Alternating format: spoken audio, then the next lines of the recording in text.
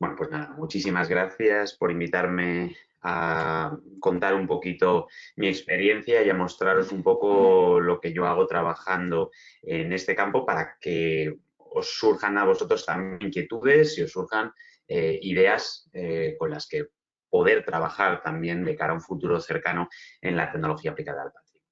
Bien, como ya sabéis, hay un montón de cosas de las que podríamos hablar hoy y hay un montón de cosas de las que podríamos hablar el próximo día. Lo interesante es que tenemos esa plataforma, ese foro en el que vamos a poder comentar y vamos a poder desarrollar todo lo que a vosotros os interese por encima de todo. Yo hoy os traigo una presentación en la que os quiero dar una imagen global de lo que podemos hacer hoy en día en relación con la tecnología, con el patrimonio y sobre todo con el elemento de la difusión que podemos darle gracias a la tecnología a todo este campo. Como bien dice el título, ¿no? El pasado es nuestro futuro. Realmente, y esto es literal, el patrimonio, nuestro propio pasado, tiene que ser una herramienta de futuro, tiene que ser un elemento que nos permita trabajar de cara a una sostenibilidad, de cara, bueno, pues en fin, a hacer que la gente entienda que su patrimonio no es algo que le estorba, sino que es algo que realmente le importa. ¿Y cómo vamos a hacer eso? Bueno, pues aplicando este tipo de tecnologías. Por supuesto, hay muchos otros caminos totalmente certeros y válidos, pero bueno, en este sentido vamos a aplicar las herramientas tecnológicas porque al final el mundo en el que vivimos, lo queramos o no, es un mundo tecnológico. Entonces, lo tecnológico siempre va a estar por encima de todo y, bueno, pues es un elemento que la gente ya conoce, un elemento que la gente tiene muy cercano y precisamente por eso vamos a intentar exprimirlo al máximo posible. Veremos algunas tecnologías que vienen de otros campos y que nosotros simplemente lo que vamos a hacer es aprovecharnos de esa tecnología que ya existe, aprovecharnos de ese elemento que no es novedoso, entre comillas, pero que sí lo es aplicado al patrimonio o que, bueno, ya está, la verdad es que está bastante en auge, ¿no? Este campo, con lo cual veréis y estoy seguro de que muchos de vosotros ya conoceréis algunas de las tecnologías que os voy a presentar con algunos casos concretos y que, bueno, que desarrollaremos también de forma integral, que os hablaré un poquito más de los proyectos integrales el próximo día. Me gustaría que si tenéis cualquier duda, que si tenéis cualquier pregunta, no os cortéis, por favor, hacedla, porque al final que yo venga aquí a hablaros es interesante, seguro, pero es mucho más interesante, incluso para mí, que vosotros mismos también me interpeléis y me preguntéis cosas. Podéis hacerlo tanto a mitad de la presentación como al final, que dejaremos un tiempo para que precisamente pues, todas esas dudas empiecen a surgir, que una vez que nos integremos en vuestros casos prácticos, seguro mucho más interesante. Esto lo tengo comprobado, ¿no? Realmente cuando la formación que yo suelo hacer con mis alumnos, lo más interesante es empezar a escuchar cuáles son las problemáticas de cada uno, qué es lo que se podría aplicar en cada uno de vuestros casos. Bien, bueno, para que me conozcáis un poquito mejor, yo soy arqueólogo, soy tecnólogo y soy divulgador cultural. Y precisamente por eso hoy os quiero hablar de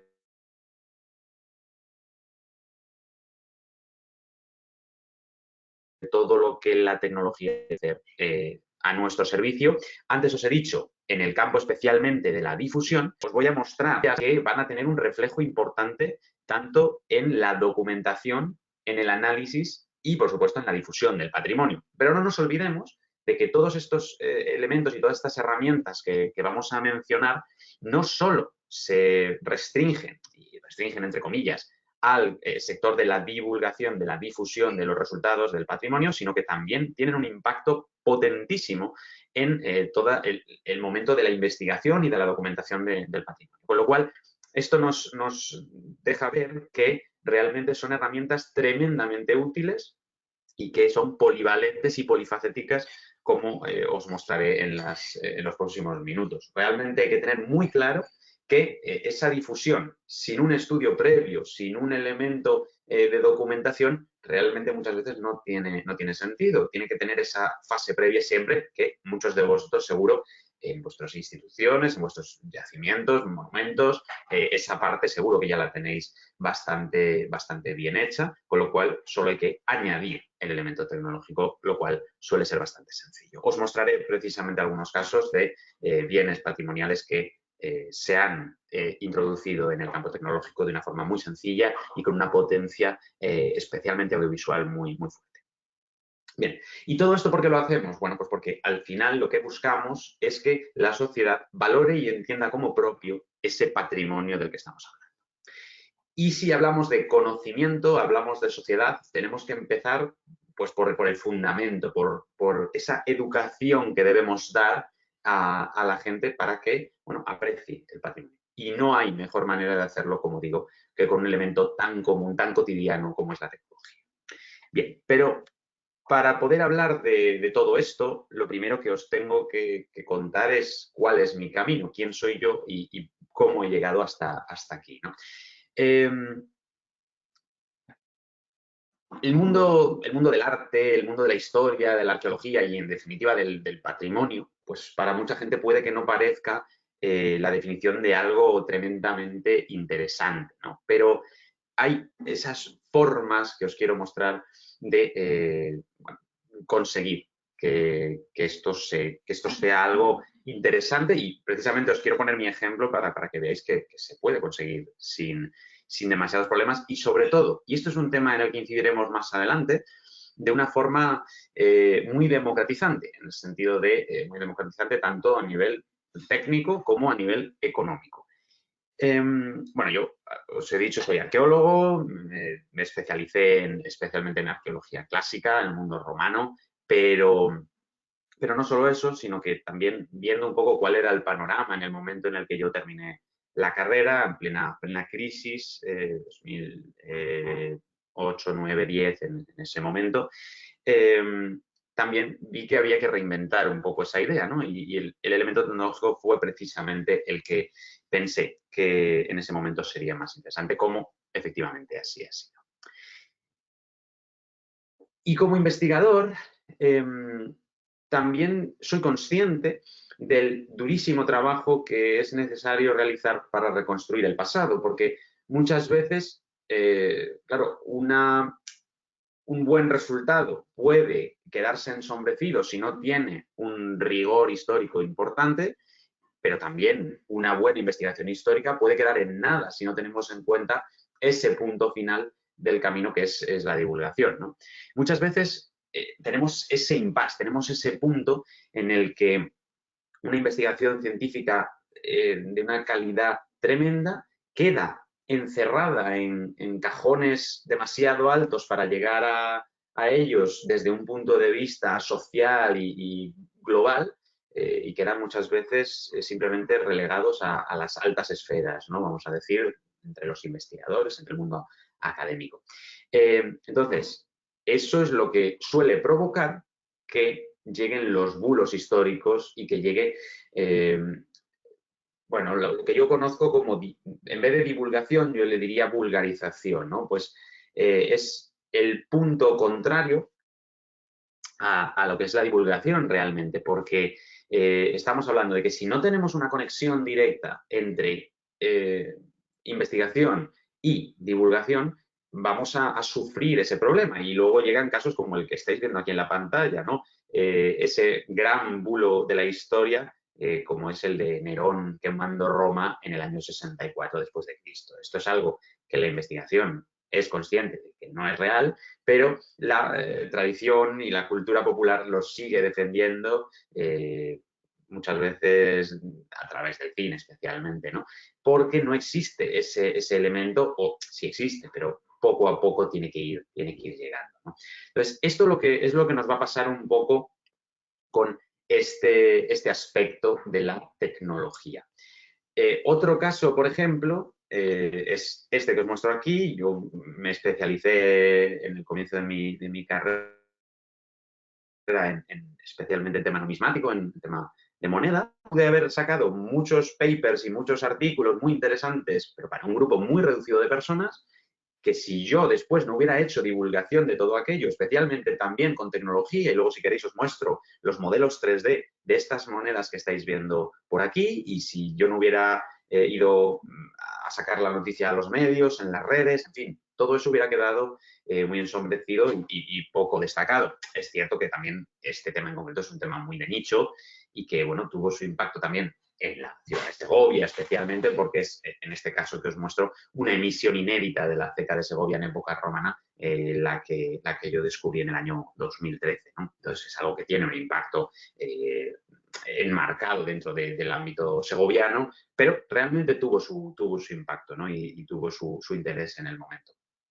Entonces, todo esto es lo que, y os estoy introduciendo de una manera muy global, es lo que hay que hacer con el concepto de divulgación. Cuidado y cuidarse mucho de la vulgarización, es decir, cuidarse mucho de tomarse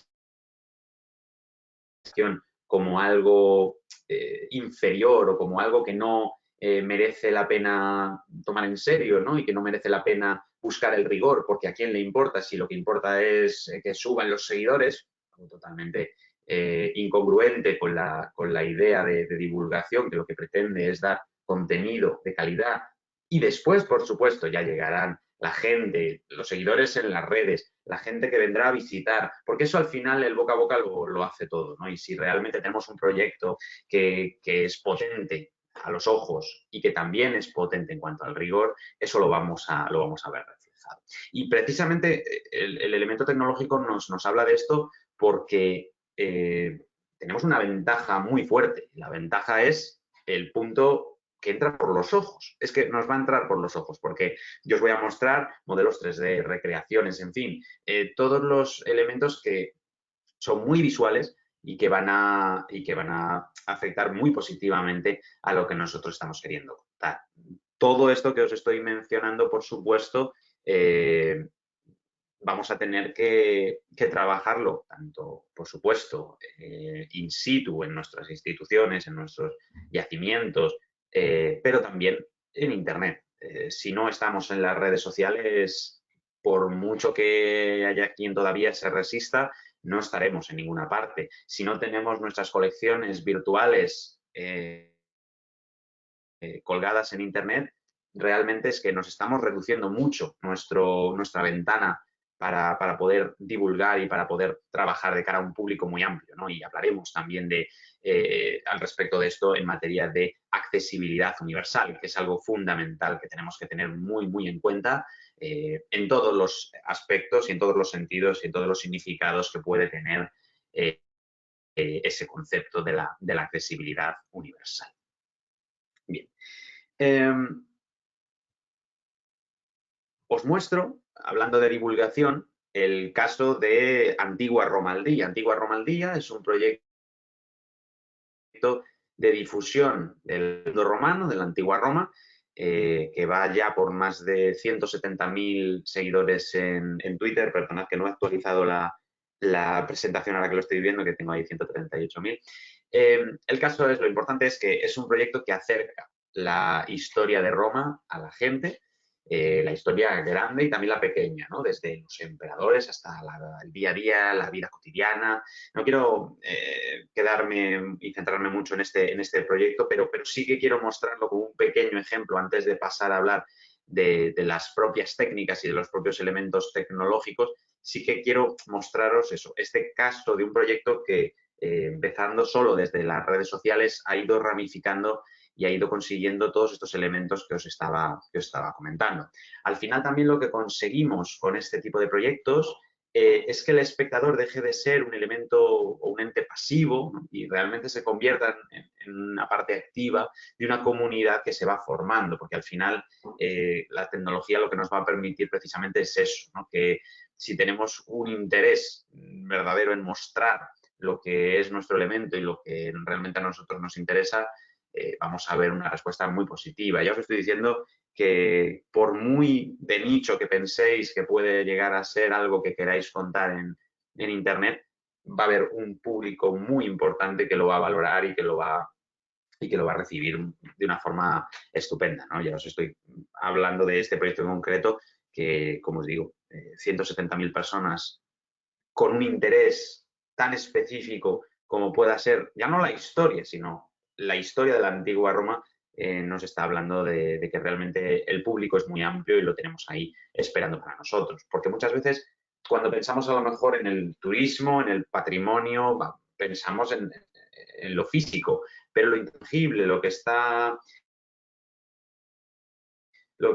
en todo el mundo, también tenemos que tenerlo muy en cuenta. Y más ahora que realmente estamos viviendo una época en la que tenemos que tener muy presente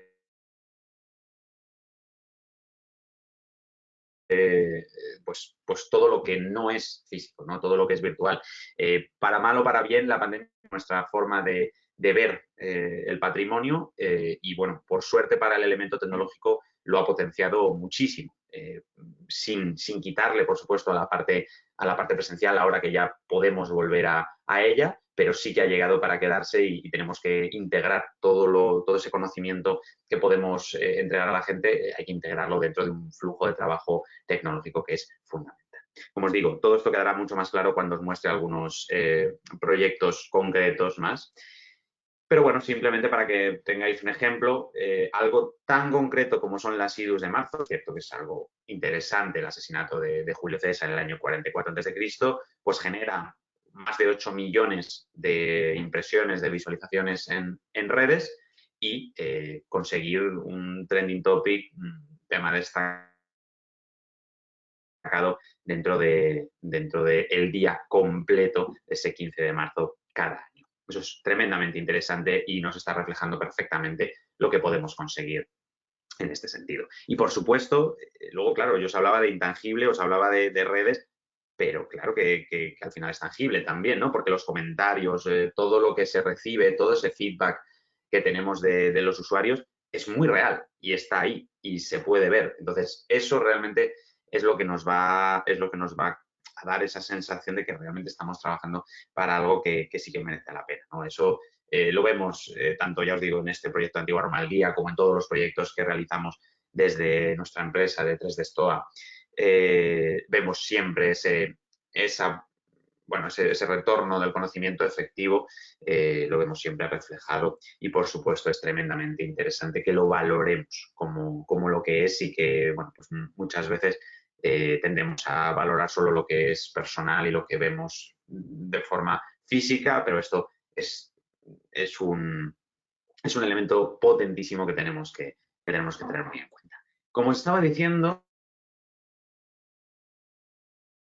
el proyecto Antigua Roma al Día empezó solo en redes y ahora se ha ramificado y se ha llegado a extender muchísimo. Entonces, eso es un elemento y precisamente por eso quería empezar por el tema de las redes sociales que podéis potenciar con vuestras instituciones, porque podéis generar, por ejemplo, hashtags, porque hay una comunidad, lo que llamamos Twitter Historia o Twitter Patrimonio, que es muy potente y lo mismo puede pasar en otras redes sociales, pero especialmente Twitter. Yo soy muy defensor de esta red porque es muy activa y tiene mucho desarrollo más allá de la propia información que nosotros entreguemos, porque sí es cierto que, por supuesto, las otras redes son tremendamente importantes e interesantes, especialmente Instagram, por ejemplo, ¿no? Por el medio audiovisual en el que nos movemos, pero siempre queda más limitada en cuanto a la interacción, en cuanto a las respuestas, en cuanto a la comunidad que se puede formar. Twitter, en ese sentido, nos permite una amplitud tremenda de campo de lo que podemos hacer. Ahí veis algunos de esos hashtags como bulos históricos, patrimonio indirecto, hilo romano, todos estos que voy generando para hablar de diferentes temas y que la gente ya comprenda lo que va a venir después de ese hashtag que yo estoy planteando. Esto es algo, como digo, que podéis hacer con vuestras propias instituciones, con vuestros propios perfiles y realmente es algo que debe estar muy en contacto con la propia investigación, con las propias personas que han desarrollado ese conocimiento. Yo no tengo, no soy estricto en ese sentido y no pienso que sea necesario que el divulgador tenga que ser la misma persona que ha desarrollado ese conocimiento, porque es verdad que a lo mejor un investigador puede no interesarle o puede no tener formación divulgativa para poder trabajar en ese campo, pero bueno, siempre se puede hacer una combinación, ¿no? Y siempre se puede ver en cada caso qué es lo más interesante y quién es la persona adecuada para poder generar todo ese contenido que luego debe ir a las redes, ¿no? Pero por eso también no debemos menospreciar en absoluto la labor divulgativa como algo menor, que es algo que, bueno, por desgracia, en el mundo académico puede verse, digo, puede verse porque antes era mucho más común, ahora ya va siendo cada vez menos frecuente porque también el mundo académico ha cambiado para bien en ese sentido y valoran la potencia tremenda que tiene la divulgación para poder, bueno, pues generar un conocimiento que sea atractivo para la gente. A partir de ahí, bueno, paso de un poquito por encima, por ejemplo, los libros que han surgido de este proyecto, en concreto Que los dioses nos ayuden, que se publica dentro de 2 días, de hecho. Y luego, los elementos ya más tecnológicos, más interesantes para nosotros, más allá de las redes, pues, por ejemplo, el Museo 3D del Mundo Romano, que ahora os mostraré piezas en 3D, hablaremos de la tecnología que puede desarrollar todas esas piezas de una forma muy sencilla y muy económica, pues un blog, charlas, como pueda ser esta, publicaciones, viajes arqueológicos, colaboración con instituciones, por ejemplo, la semana pasada estuve en Pompeya y estuve grabando un vídeo con la Escuela Francesa de Roma hablando del proyecto que están desarrollando allí y lo publicaré en estos días, por ejemplo. O ¿Quién quiere ser Imperator?, que es un juego en red que han jugado más de 200.000 personas. Muy sencillito, son solo 8 preguntas a las que puedes llegar a ser el emperador de Roma, ¿no? Aunque es verdad que hay un banco de preguntas muy grande que va alternando y que puede ser un elemento muy interesante también para público joven, especialmente público adolescente, gente que se está formando en humanidades, que realmente tiene forma de unificar, uso el término latino, me gusta más que gamificar, ¿no? Pero bueno, me entendéis a lo que me refiero, una clase, una sesión de cualquier tipo. Bien. Y una vez hemos hablado de divulgación en redes, una vez que hemos hablado del elemento más de puente y de conexión entre todo lo que vamos a comentar, ya hemos hablado de ese elemento que es la plataforma, que es el altavoz que nos puede ayudar a mostrar nuestro mensaje, vamos a hablar ya de patrimonio virtual, de tecnología aplicada directamente, técnicas aplicadas al patrimonio, y vamos a empezar hablando por la fotogrametría.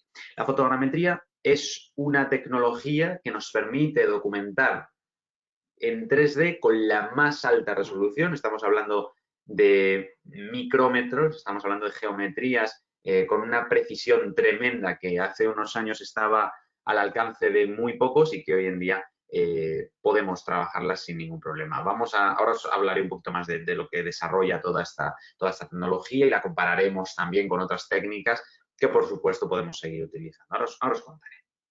Bien, lo que os estaba diciendo, la fotogrametría nos permite virtualizar en 3D y ahí os pongo ejemplos desde lo más pequeño hasta lo más grande. Veis que tenemos una moneda de la ceca de Segovia, un cincuentín, tenemos una ánfora griega del Museo Arqueológico Nacional, por ejemplo, que os mostraré su colección virtual, o, bueno, ¿por qué no? El gran anfiteatro de los Césares, el gran Coliseo de Roma, virtualizado completamente en 3D gracias a la fotogrametría.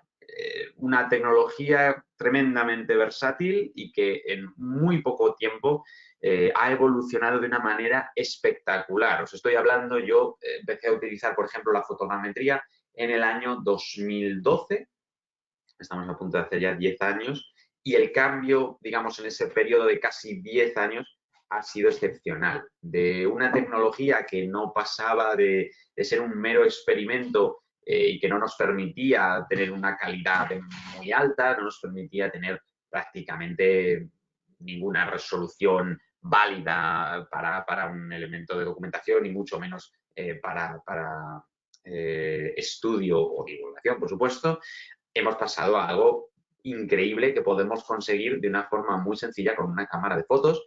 Yo mismo me he traído, por ejemplo, un souvenir virtual, que es algo también muy interesante y que dentro de unos años creo que será fundamental para el turismo también.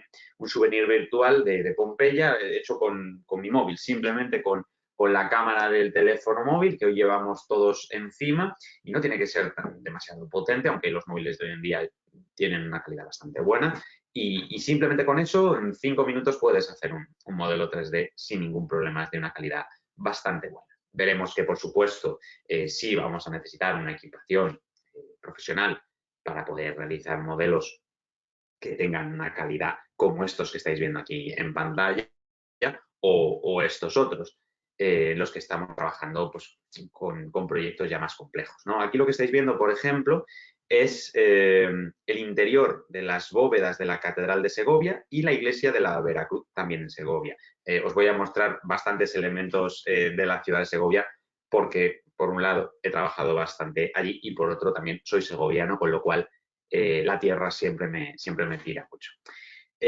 Os estaba comentando que precisamente podemos llegar hasta desde lo más pequeño que os podáis imaginar. Os pongo un ejemplo, la última colección de piezas pequeñas que he virtualizado es una colección de entalles y camafeos romanos del Museo Arqueológico de Cádiz. Piezas de meramente 1 centímetro o incluso menos en algunos casos, virtualizadas con una resolución tremenda para poder estudiar el tallado de ese tipo de piezas y también, por supuesto, para que la gente después pueda verlas en un tamaño muchísimo más grande del natural y así pueda entender cómo están creadas esas piezas que muchas veces en un museo pueden pasar totalmente inadvertidas por su pequeñísimo tamaño, ¿no? Es muy difícil musealizar ese tipo de piezas precisamente por el hándicap tan enorme que tiene el tamaño minúsculo que presentan. Lo mismo nos pasa con las monedas, lo mismo nos pasa con cualquier otro elemento que tenga un tamaño reducido y que gracias, por ejemplo, y ahora hablaremos,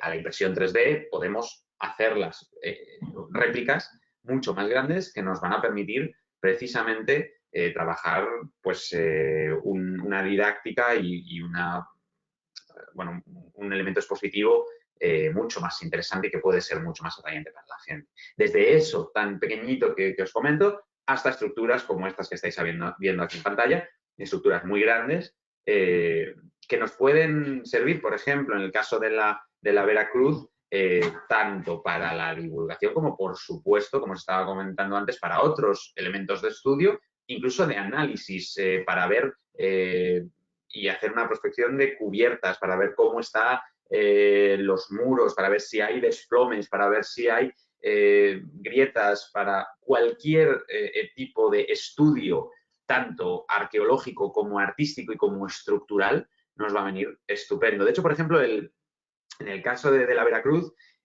también nos sirve, bueno, o cualquier otra estructura, pero os pongo este caso porque es interesante en ese sentido, para hacer, por ejemplo, planimetrías, curvas de nivel, para hacer cualquier tipo de estudio planimétrico, es fundamental un modelo fotogramétrico como este. Y os cuento en este caso precisamente porque cuando yo realicé este modelo en el año 2015, este modelo ya lleva para 6 años, pero es muy interesante. Ahora os comentaré otra cosa en ese sentido.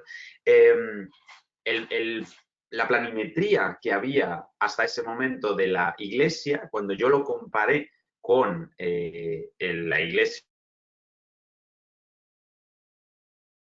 real fotogramétrica, tenía una desviación de más de 1 metro con respecto a la realidad. Estamos hablando de una planimetría hecha por ingenieros y tenía una desviación tremenda para lo que podría o debería ser aceptable en ese sentido. Con lo cual, es fundamental el modelo fotogramétrico como este que estáis viendo aquí para poder precisamente desarrollar, pues como veis, una gran cantidad de aplicaciones de las que ahora también hablaremos.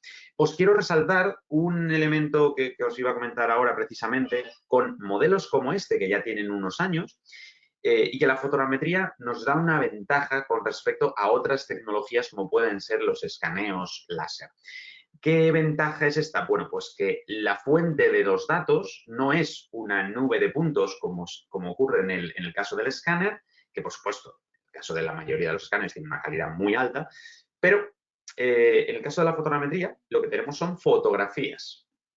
Decenas, cientos, miles de fotografías dependiendo de cada caso y esas fotografías son la base de nuestro trabajo, son la fuente de los datos y Lo interesante es que nosotros procesamos en bruto esas fotografías. Una vez que las tenemos procesadas, generamos o una nube de puntos o generamos una malla. No me quiero tampoco meter demasiado en profundidad en los detalles más técnicos de la tecnología, aunque si queréis podemos hablar de ello, por supuesto, si estáis interesados en conocer los detalles técnicos.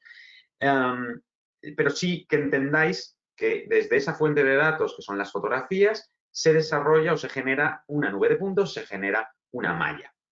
Nosotros, por ejemplo, con este caso en concreto, en el año 2015-2016, cuando se genera este modelo tiene, bueno, pues unas características finales, bien, un modelo correcto, pero todavía le faltaba un poquito de recorrido a la tecnología para llegar a donde estamos ahora, que desde 2016 ahora el salto ha sido exponencial. ¿Y qué es lo que he hecho yo? Bueno, pues he reprocesado este modelo 3D en el año 2020 con las mismas fotografías, es decir, no he tenido que volver a tomar fotografías, sino que a partir de esas mismas fuentes de datos que son las fotografías, he podido reprocesar con muchísima mejor calidad. Hablo tanto de calidad en cuanto a detalle geométrico como en precisión geométrica también, que es muy interesante bueno, cómo ha descendido el nivel de error que nos puede generar la proyección de esas imágenes en 3 dimensiones. Es espectacular la diferencia y de hecho tengo algunos artículos al respecto de esta idea de reprocesar los modelos fotogramétricos antiguos que os puedo compartir si queréis en la plataforma para que los echemos un vistazo y veamos las enormes posibilidades que tiene esta tecnología.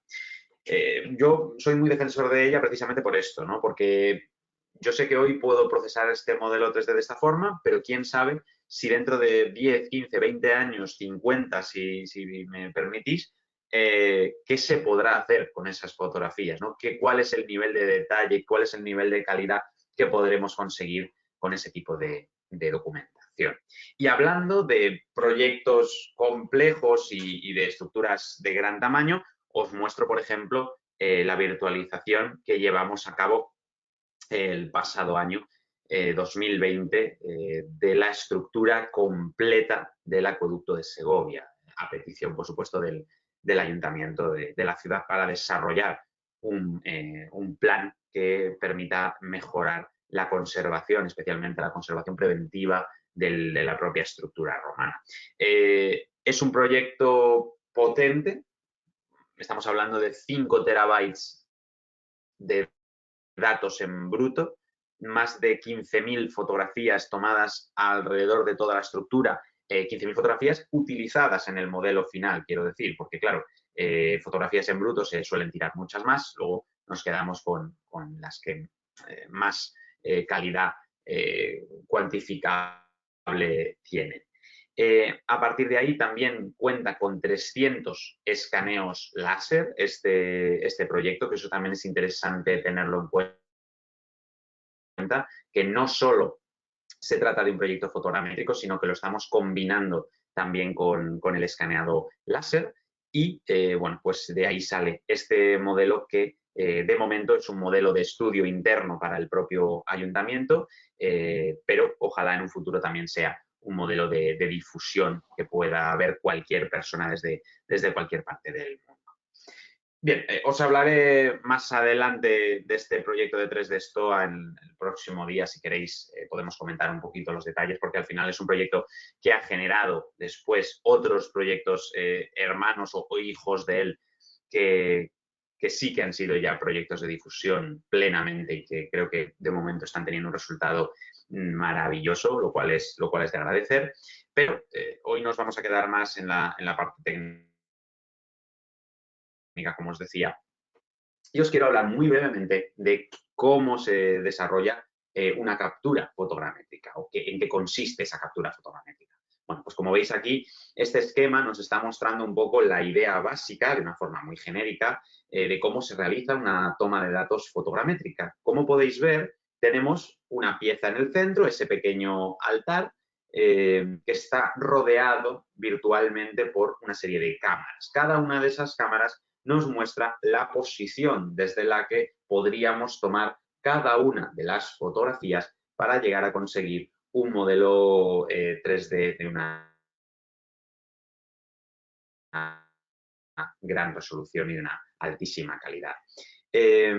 Podríamos incluso añadir más fotografías desde la parte inferior y desde la parte superior, pero bueno, pues aquí tenéis un poco ese ejemplo de cómo estaríamos viendo. Es muy sencillo realmente. Estáis viendo que tenemos una serie de posiciones todas alrededor del objeto, porque lo que tenemos que hacer es capturar diferentes ángulos para conseguir que el software fotogramétrico interprete cómo se ve el objeto o la estructura desde diferentes posiciones y así consiga restituir tridimensionalmente la geometría de ese objeto a través de lo que se conoce como el paralaje o, bueno, pues en fin, un elemento de triangulación, ¿no? Si nosotros tenemos dos posiciones con dos vistas diferentes de un mismo punto, triangulando podemos localizar la ubicación espacial de ese punto.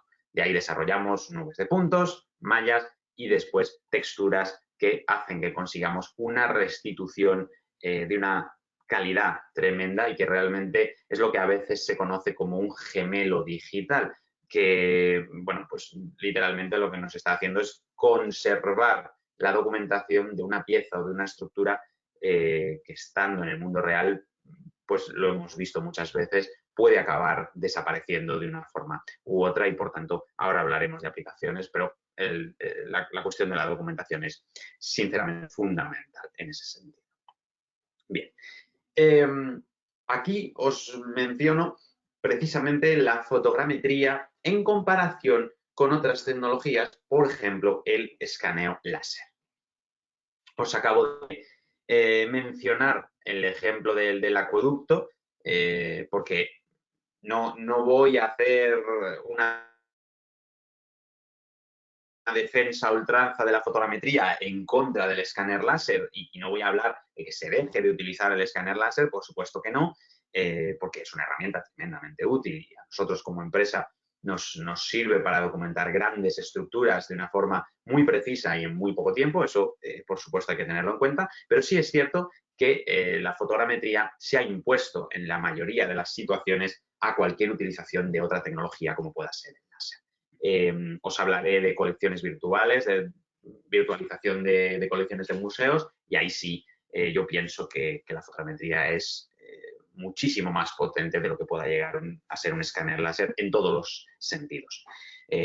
Incluso en cuanto a calidad geométrica que podemos llegar a igualar lo que hacen los escaneos.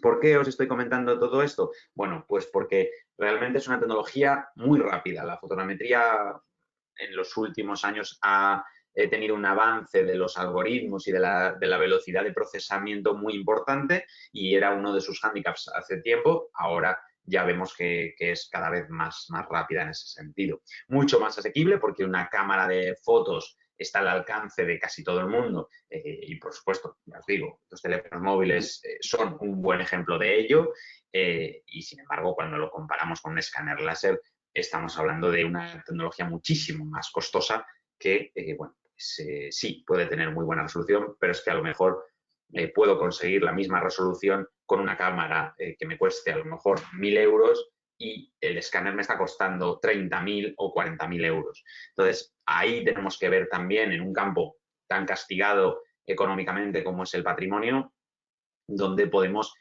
aprovechar al máximo esos recursos que tenemos. Es una tecnología también la fotogrametría que nos permite trabajar con unas calidades, como os digo, muy altas. Estamos hablando de precisiones micrométricas cuando trabajamos en piezas, en objetos de pequeño tamaño. Y, por supuesto, es una tecnología que es muy adaptable, porque nosotros con una misma cámara podemos estar bueno, pues, virtualizando desde la estructura más grande hasta la más pequeña, como os he dicho, cambiando, por ejemplo, de lente, de objetivo. En el caso del escaneo láser, tenemos que tener un escáner láser para cada uno de los tamaños que queramos escanear. No es lo mismo este que os muestro aquí en pantalla, que es un escáner de rango corto, que es para objetos, que tener que escanear una estructura que tendríamos que tener otro tipo de escáner. Por supuesto, como os digo, como empresa, sí que os doy la visión de que eso es útil y también es muy interesante en según qué situaciones, pero también a vosotros como instituciones os puede llegar a interesar ya no contratar a lo mejor a una empresa para que os haga una virtualización, sino formar a una persona dentro de vuestro equipo que pueda llegar a hacer fotogrametría, por ejemplo, de piezas o de estructuras, que ya no va a ser, estoy seguro, a un nivel muy especializado y muy alto, pero sí puede ser una vía de acceso rápido para luego conseguir, por ejemplo, subvenciones, para luego, por ejemplo, conseguir financiación y ya sí contar con una empresa para hacer colecciones completas, para hacer grandes estructuras, pero que por lo menos tengáis una base y que sepáis que vosotros mismos podéis llevarlo a cabo. Os hablaré después también de formación en este tipo de tecnologías, que es algo fundamental que también estamos llevando a cabo desde hace años. Bien, bueno, pues creo que queda claro el por qué yo siempre elijo, si es posible, la fotogrametría. Y quiero hablaros de algunas aplicaciones reales que podemos encontrar directamente en este campo. Esto que estáis viendo aquí, por cierto, son fotos fijas, son renderizados, pero no son fotografías. Esto que estáis viendo aquí son renderizados estáticos de diferentes modelos 3D que están en estos momentos disponibles online y que después, si os parece, os mostraré algunos de ellos. Pues, por ejemplo, arriba tenéis el boxeador o el púgil en reposo del Museo Nacional Romano del Palazzo Massimo alle Terme. Tenéis a la derecha ese aplique de carro que está en la Real Academia de la Historia. El vaso campaniforme de Cienpozuelos también pertenece a esa misma institución. Y, por ejemplo, ese bronce maravilloso que tenéis ahí representa a Alejandro Magno montado sobre su caballo bucéfalo y está conservado en el Museo Arqueológico Nacional de Nápoles y pertenece, por supuesto, a las excavaciones de Herculano. Unas piezas maravillosas que he tenido la suerte de virtualizar a lo largo de los años. Y bien, os voy a hablar de algunos de estos conceptos, como estábamos comentando, ¿no? El primero, por supuesto, y es fundamental, es la documentación.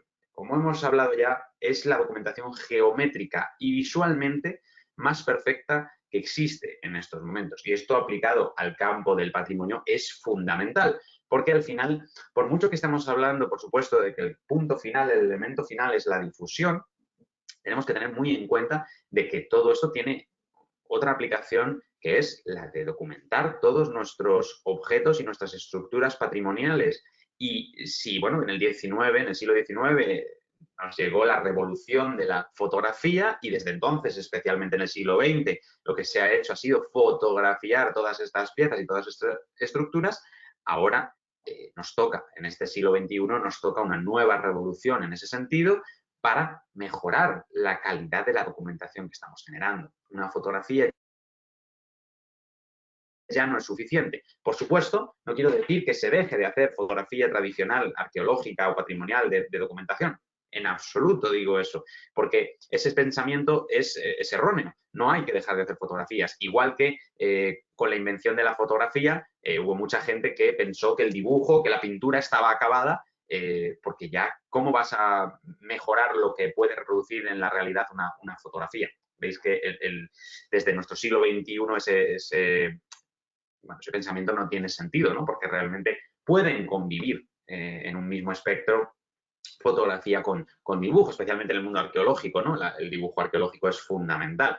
Pero es que a lo mejor podemos combinar todas esas técnicas. Por ejemplo, en un yacimiento nosotros podemos desarrollar, en lugar de hacer el dibujo in situ, bueno, si habéis visto alguna vez o si tenéis formación arqueológica, ese dibujo que se hacía antes con plomada, con ediciones a mano para ir tomando puntos y poder hacer las líneas que formaban la estructura, no solo es algo desfasado, sino que también es algo que es muy costoso en cuanto a tiempo y en cuanto a personal, y realmente es muy poco preciso, a no ser que la persona que lo realice tenga unas capacidades muy altas, ¿no? Y muy trabajadas. Sin embargo, nosotros, de una forma muy rápida, podemos hacer un modelo 3D fotogramétrico de una cata, de un sondeo, de una estructura que haya aparecido en un yacimiento. Nosotros podemos geolocalizar esa estructura, escalarla perfectamente y después, a partir de una ortofotografía que podemos sacar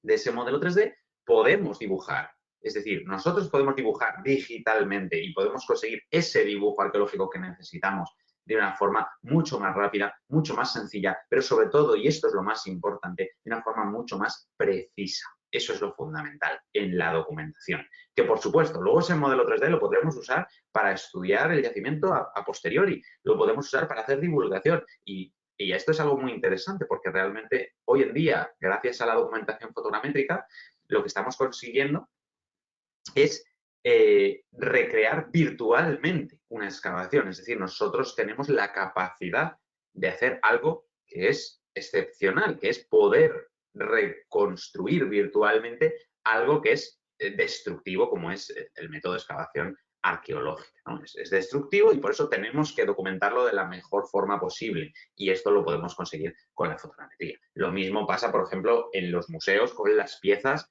que están sujetas a cambios, sujetas a que ocurra un error humano y se rompa una pieza, puede pasar cualquier cosa. Y por supuesto, ya no hablemos cuando estamos hablando de patrimonio en peligro, ¿no?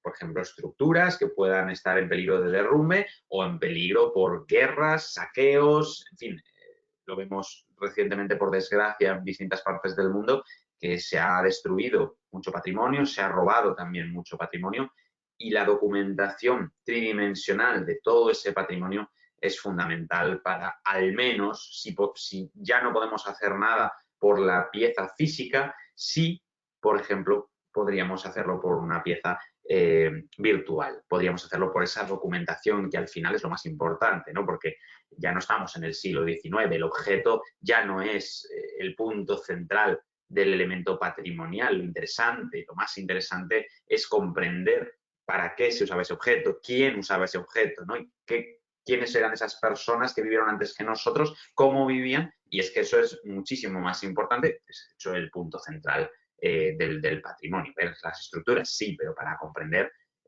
quiénes eran esas personas que vivieron allí y por qué estaban allí, ¿no? Eso es fundamental. Y la documentación virtual de objetos y estructuras nos habla de eso y también, por ejemplo, nos permite traspasar hacia el futuro esos conocimientos que estamos generando ahora y quién sabe si los podremos ver de aquí a unos años, ¿no? El caso paradigmático, yo creo, en ese sentido, es precisamente Pompeya, en el que sabemos que en el siglo XVIII, mediados del siglo XVIII, cuando comienzan las excavaciones de mano de Carlos III, se encuentran todas las estructuras intactas, todas las pinturas excepcionales que tenemos documentadas a su manera en ese momento a través de dibujos, a través de grabados, pero que hoy en día una gran parte de todo eso desgraciadamente se ha perdido porque no ha habido una conservación. Entonces, aplicado en una analogía a nuestro elemento y a nuestro patrimonio actual, esa es la misma idea que tendríamos que proteger de cara al futuro gracias a esta documentación. Por supuesto, podemos seguir hablando también de investigación y dentro de esa investigación podemos hablar de restauración, de conservación, porque al final este modelo 3D es versátil. Nosotros estamos trabajando y podemos trabajar con la pieza virtual. Ya no tenemos que trabajar con el objeto original, salvo, por supuesto, ciertos casos. Entonces, esto también nos abre un mundo de posibilidades, desde trabajar con fragmentos y recomponerlos virtualmente. Esto es muy interesante, por ejemplo, en algunos casos en los que imaginad una inscripción o un relieve que se encuentra en dos fragmentos y esos dos fragmentos están en dos museos totalmente apartados físicamente el uno del otro en el mundo. Esto pasa, esto ocurre, esto es así. Entonces, claro, tener la posibilidad de trabajar con esas piezas, pero virtualmente nos permite volver a unirlas, volver a juntarlas, ¿no? Esos puzzles virtuales que podemos hacer son increíbles y realmente es lo más interesante que podemos dar en materia de investigación en este sentido. Podemos analizar, por ejemplo, capacidades de contenedores de distintos tipos, ¿no? Como ese vaso campaniforme que veis ahí, qué cantidad de líquido contenía, podemos sacar volúmenes muy fácilmente, podemos ver en las estructuras, podemos ayudar a su conservación. En el caso del acueducto, por ejemplo, podemos hacer un modelo 3D dentro de 10 años y comprobar qué nivel de desgaste tiene el granito o si se ha inclinado un poco un arco de una catedral o, en fin, tenemos una gran cantidad de aplicaciones que van más allá de lo meramente documental y divulgativo y que van a un punto fundamental que es la investigación. Es decir, tenemos un elemento único, que es el modelo fotogramétrico, y a partir de ahí vamos a conseguir una gran cantidad de aplicaciones, que es lo más interesante, ¿no? Que con un solo modelo, con un solo gasto, con un solo desembolso, vamos a poder generar un elemento que nos va a servir en una gran cantidad de disciplinas diversas. Por supuesto, en materia de restauración podemos hablar también de reintegración de partes perdidas mediante impresión 3D. Podemos hablar también de propuestas virtuales de reintegración de fragmentos, aunque no se hagan realmente, aunque no se hagan en el mundo real, eso es viable virtualmente, ¿no? Y por supuesto, si hablamos de impresión 3D y si hablamos de restauración, tenemos que hablar también de accesibilidad, porque, y ahora os mostraré algunos ejemplos, es increíble todo lo que se puede conseguir hoy en día con la impresión 3D para la creación de réplicas accesibles, en este caso especialmente para personas con algún tipo de discapacidad visual que no puedan disfrutar, por ejemplo, de unas piezas en un museo y que gracias a las réplicas de impresión 3D se las podemos ofrecer de una forma muy, muy asequible. Ya no estamos hablando de la creación de réplicas, siempre ha sido un elemento muy costoso y esto lo está abaratando muchísimo. Estamos hablando de bajadas de los precios a una décima parte de lo que solía ser antes la creación de réplicas gracias a esta tecnología que también lleva un desarrollo paralelo a la fotogrametría y que no ha parado de crecer y crecer en los últimos años. Por supuesto, también hablamos de accesibilidad cuando mencionamos las colecciones virtuales, tanto de estructuras como de piezas, porque nos permiten llegar a personas que no pueden físicamente desplazarse al museo, al centro de interpretación, al yacimiento. Si no puedes ir allí físicamente, ¿por qué no vas a poder disfrutar también de ese patrimonio? No debemos excluir a esas personas y hacerles disfrutar de ello también en 3D es una parte interesantísima de nuestro campo de la tecnología aplicada al patrimonio, ya sea por impedimento físico, por discapacidad o por simplemente estar en la otra punta del mundo. No sabéis la cantidad de veces que a mí me llegan comentarios, por ejemplo, de gente de Latinoamérica que desea conocer las culturas del mundo antiguo, de la península ibérica o del mundo europeo también, porque al final está también un poco en sus orígenes, en sus raíces, y lo pueden hacer de una forma mucho más inmersiva gracias pues, a estos modelos 3D o a aplicaciones de realidad virtual que te permiten una integración total. Ahora hablaremos también de la realidad virtual, que es algo increíble y fundamental y que se basa en gran medida en el elemento fotogramétrico. Por supuesto, hablando de estos temas, la versatilidad que nos da esta tecnología es increíble. Como estaba diciendo, podemos imprimir en 3D, podemos ver en realidad aumentada, en realidad virtual, de lo más grande a lo más pequeño. Tenemos un sinfín de posibles aplicaciones y todas las que llegarán en un futuro y que todavía no conocemos. Por supuesto, os hablaba antes de la ludificación, tanto desde los niveles universitarios, en los que ya se imparten clases, por ejemplo, de arte romano, pensad aquí, en las que se usa en lugar de unas diapositivas o en lugar de una pantalla de proyección, se usan modelos 3D en una pantalla que podemos girar, que podemos ver con mucha más calidad todo alrededor, ¿no? Entonces, esta enseñanza, esta educación pasa de ser totalmente plana a tener 3 dimensiones en muchos sentidos diferentes y a permitirnos una calidad mucho más alta en cuanto a la educación. Y ya os digo, a nivel universitario, pero por supuesto también en niveles académicos inferiores y hasta los niños que pueden jugar a crear sus propias colecciones de museos, imprimiendo en 3D pequeñas figuritas, pequeñas estructuras, y todo eso es necesario que las propias instituciones sean las que lo fomenten. Es decir, todas estas colecciones, todos estos elementos virtuales tienen que desarrollarse desde las instituciones y tienen que estar a disposición del público poco a poco.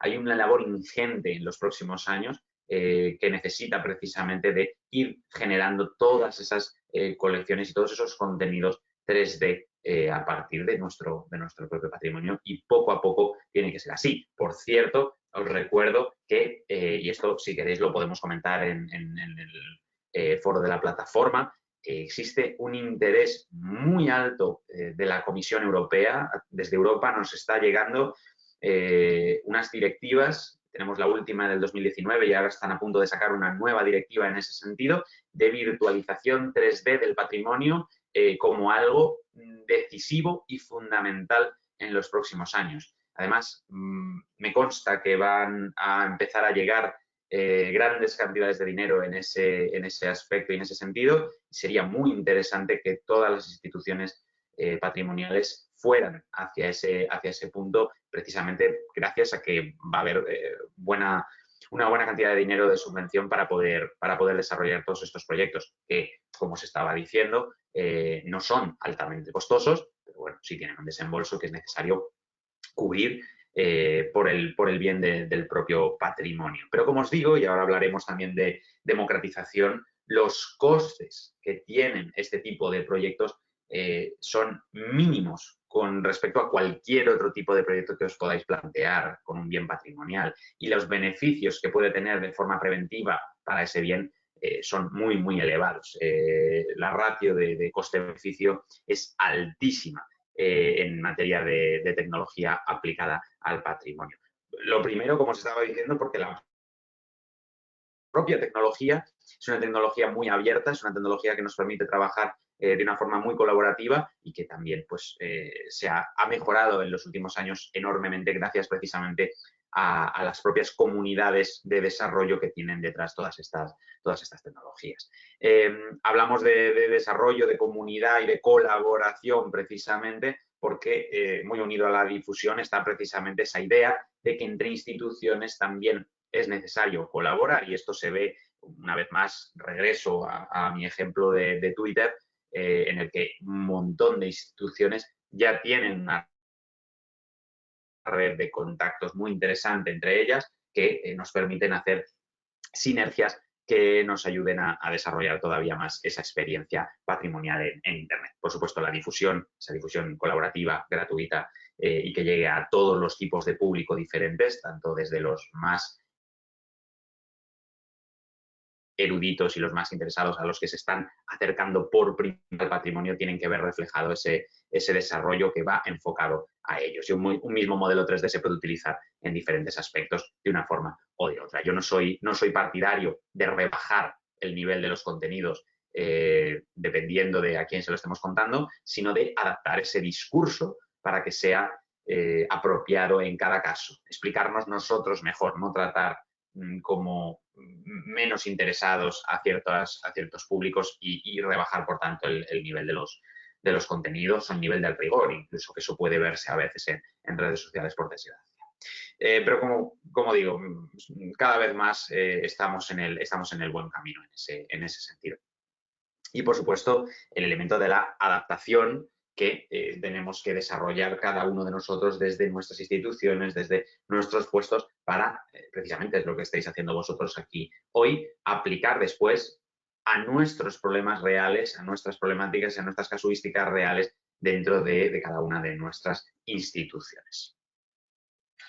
Bien, y todos estos elementos, todos estos puntos que os acabo de comentar, especialmente en el caso de los museos virtuales, se pueden resumir en esos 3 puntos fundamentales que os muestro aquí: la documentación, el estudio y la difusión. Estos son los 3 grandes pilares que engloban todo lo que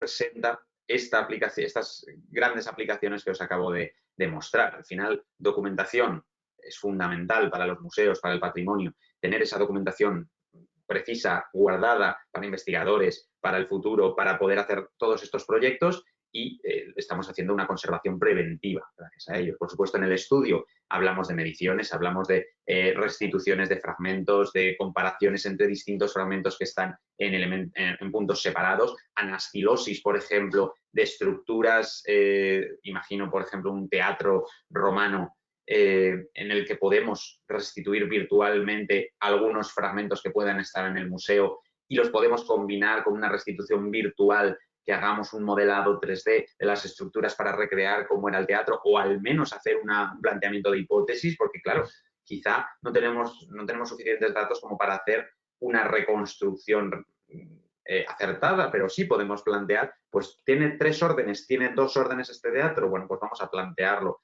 en diferentes hipótesis, vamos a plantearlo con los objetos que hemos virtualizado y a partir de ahí reconstruimos virtualmente la estructura para intentar descubrir cuál es la opción más correcta. Esto está pasando últimamente en un montón de proyectos patrimoniales que quizá tenían algunas ideas preconcebidas sin llegar a poder comprobarlas, por ejemplo, pues porque no se puede reconstruir el elemento tal o cual, y gracias a la arqueología y al patrimonio virtual hemos podido reconstruir ciertas cosas y comprobar realmente si funciona la hipótesis o no. Y esto es interesantísimo. Estoy pensando en un caso, pero no puedo comentarlo todavía porque es un proyecto todavía en curso, pero es un caso y creo que va a ser muy interesante porque cambia un poco pues esa idea de primero plantear una idea, sí, pero después comprobarla. ¿Y cómo la comprobamos? Pues gracias, en este caso, a los modelos virtuales y los modelos 3D.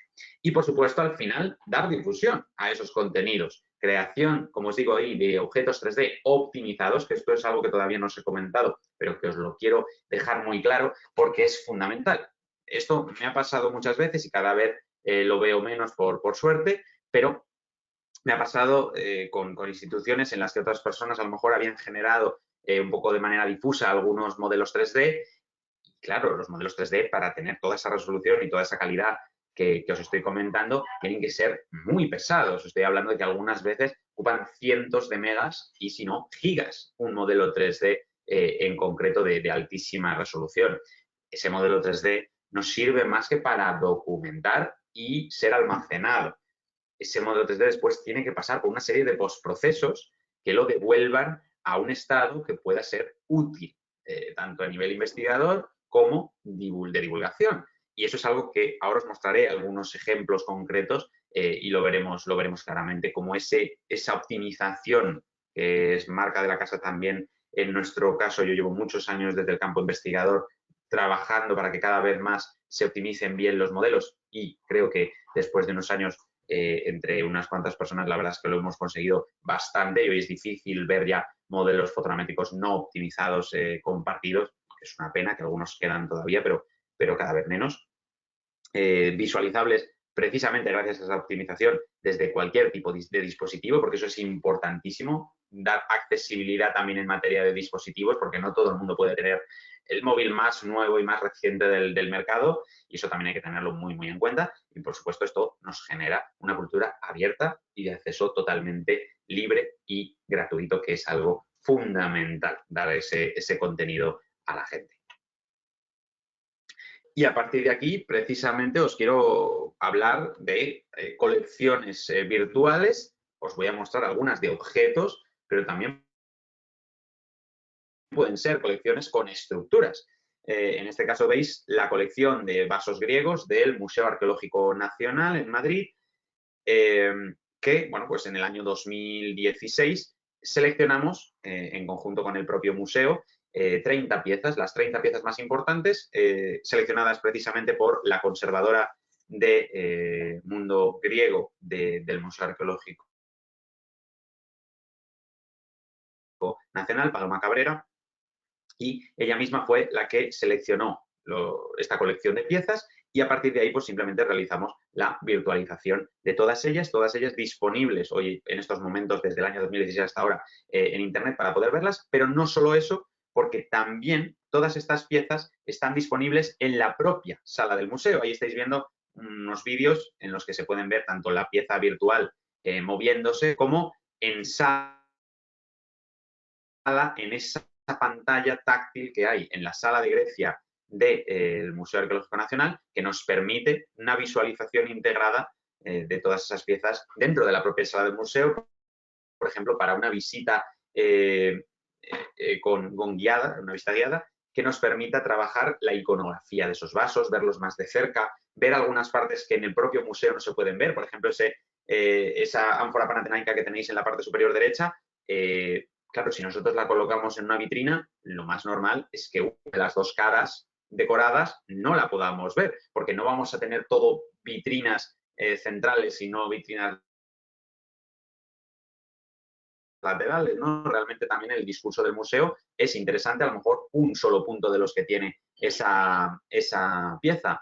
Y sin embargo, también tenemos que dar la oportunidad al visitante de poder visualizar al completo esa pieza que tenemos ahí. Por supuesto, hablamos de realidad aumentada, realidad virtual e impresión 3D. En este sentido, en un momento os cuento más sobre ello. Os muestro también la colección del Museo Arqueológico Nacional de Nápoles para que veáis que hay muchísimos museos que ya cuentan con al menos una parte, o sea, pequeña, de sus colecciones, que ya es un muy buen primer paso, empezar con una colección pequeñita. Yo siempre lo digo y lo recalco, que si tenemos un pequeño presupuesto para hacer 10 piezas, bueno, pues hagamos 10. ¿Tenemos para 5? Pues hagamos 5. Que luego después eso se va desarrollando, se va generando un interés y vemos que es realmente útil y podemos hacer una colección de 40, 50 o 100 piezas, pues muchísimo mejor. Pero siempre hay que dar ese primer paso con una colección pequeñita, que no tiene por qué ser, por ejemplo, pues 30 piezas, a lo mejor es una colección ya más respetable, o en este caso casi 40 modelos que tenemos aquí en el Museo Arqueológico Nacional, todos pertenecientes a la Villa de los Papiros de Herculano. Tenemos también museos más chiquititos, como estáis viendo aquí, Villa Museu, es el Museo de Villajoyosa en Alicante, que poco a poco y cada año, desde hace ya 5 o 6 años, va añadiendo algunas piezas a su colección y tengo que decir que ahora mismo, esta imagen ya es más antigua, ahora mismo ya estamos hablando de casi 30 piezas también virtualizadas poquito a poco dentro de la colección de una forma muy variada. Hay algunos elementos muy interesantes en esta colección. Me permitiréis que después os enseñe el Simpulum romano, porque realmente es un elemento, yo creo, paradigmático de lo que se puede conseguir gracias a la fotogrametría. Por ejemplo, también el Museo de Historia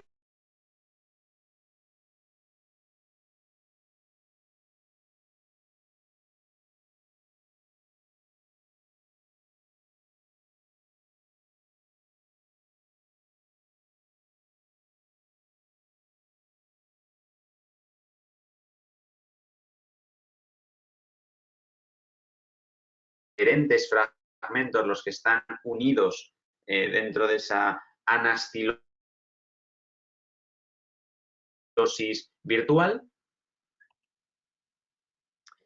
Y finalmente, os muestro mi propia colección de modelos. Os dejo ahí un código QR por si lo queréis escanear en este momento. O, por supuesto, luego ya sabéis que como tendréis la presentación, no vais a tener ningún problema en acceder. Me vais a permitir que continuemos con otras tecnologías y que después regresemos en el momento final simplemente a ver algunos de estos modelos 3D que yo os estoy mencionando de forma ya interactiva. Aquí tenéis otra de las tecnologías que surgen a partir precisamente de la fotogrametría, que es la realidad aumentada y la realidad virtual. Ambas dentro del campo de lo que conocemos como realidad extendida. Estas dos tecnologías nos van a permitir precisamente recuperar esos objetos, ya sea en el mundo físico o en un mundo virtual. Pero en cualquiera de los dos casos, espero que hayáis podido probar alguna vez alguna de estas dos tecnologías, pero si no lo habéis hecho, estoy seguro de que pronto lo podréis hacer porque ya están en casi todas partes. Y os voy a mostrar precisamente la semana que viene algunos proyectos que ya las integran de forma completa dentro de la estructura de ese proyecto integral. Pero realmente son tecnologías que nos abren unas posibilidades tremendas porque estamos literalmente teniendo a nuestra disposición esos objetos, esas estructuras, y para colocarlos, pues como ahí estáis viendo en ese ambiente real, esas dos piezas, ese caballo de Alejandro Magno que os estaba mostrando, como ese lingote, el que veis atrás es el lingote original restaurado, y el que veis delante es el mismo lingote, pero antes de su restauración. ¿Veis? Ahí podemos comparar perfectamente una fase previa, un estado previo de esa propia pieza que como veis pues, se nota bastante cómo se ha realizado esa restauración, pero realmente nos está dando una idea tremenda de lo que podemos conseguir con estas tecnologías de realidad aumentada, porque estamos pudiendo colocar otra copia, ¿no? Una instancia nueva de ese mismo objeto dentro de un espacio real. La realidad virtual, por supuesto, nos lleva un poco más allá y nos introduce dentro de un mundo totalmente virtual y podemos ir a descubrir objetos, estructuras y, como os mostraré también, escenarios y mundos completamente virtuales generados a partir de estos modelos 3D. Pasamos ya, si os parece, a la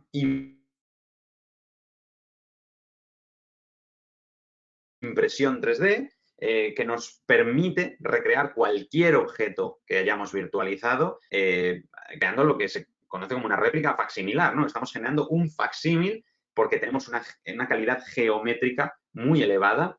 Y como veis, por ejemplo, en ese pequeño amuleto fenicio que tenéis ahí a la derecha, piezas con un tamaño muy pequeño, las podemos reproducir a un tamaño muy grande para poder desarrollar pues, también visualizaciones o musealizaciones que tengan un interés mayor precisamente porque estamos aumentando su tamaño. O, por ejemplo, ahora os enseñaré algunos ejemplos también de reducciones. Podemos generar maquetas. Últimamente hemos hecho, por ejemplo, la maqueta de la Motilla del Azuer, de un yacimiento espectacular que tenéis cerca de Ciudad Real. Y hemos hecho una maqueta de 1 metro de diámetro para que se pueda entender el yacimiento, y está hecha a partir del propio yacimiento real. Es decir, no estamos inventándonos nada, sino que realmente estamos generando una maqueta de la propia estructura. Son réplicas que podemos generar en un material monócromo, como podéis ver esa falcata que tenemos ahí en color gris, o por supuesto podemos hacerlas más realistas con un texturizado. Es decir, pueden ser meramente réplicas táctiles, pero también podemos añadir un elemento más. En esta crátera, por ejemplo, que tenéis ahí, estamos trabajando con lo que hemos llamado en un proyecto que hemos desarrollado de forma conjunta nosotros mismos, 3D Stoa y Vila Museu, lo que hemos denominado como accesibilidad aumentada. Es una combinación entre el modelo de la accesibilidad universal y, por supuesto, esos elementos aumentados que nos permite la tecnología de impresión 3D, que, bueno, pues nos permite, como veis ahí, ese dibujo, esa pintura en el barniz de la crátera griega, destacarlo de una forma esquemática, una geometría que no tiene realmente, porque es verdad que sí, la pintura tiene microrrelieve de las pinceladas, pero eso no, al tacto no se nota. Entonces lo que hemos hecho ha sido destacar en relieve esquemáticamente esas figuras de la crátera precisamente para poder conseguir una respuesta táctil muy interesante para personas con discapacidad visual. A partir de este elemento, pues podemos hablar de, como estaba comentando antes, réplicas de gran tamaño, altísima resolución geométrica y, por supuesto, un bajo coste de las piezas y que además, si le pasara algo a la pieza, se rompe, lo que es por fuera, siempre es muy barato poder conseguir una nueva pieza. Ahí estáis viendo, por ejemplo, la dama oferente del Cerro de los Santos, del Museo Arqueológico Nacional, una réplica generada para una exposición temporal, 1,35 m de altura, generada en diferentes fragmentos, y además esta es una pieza muy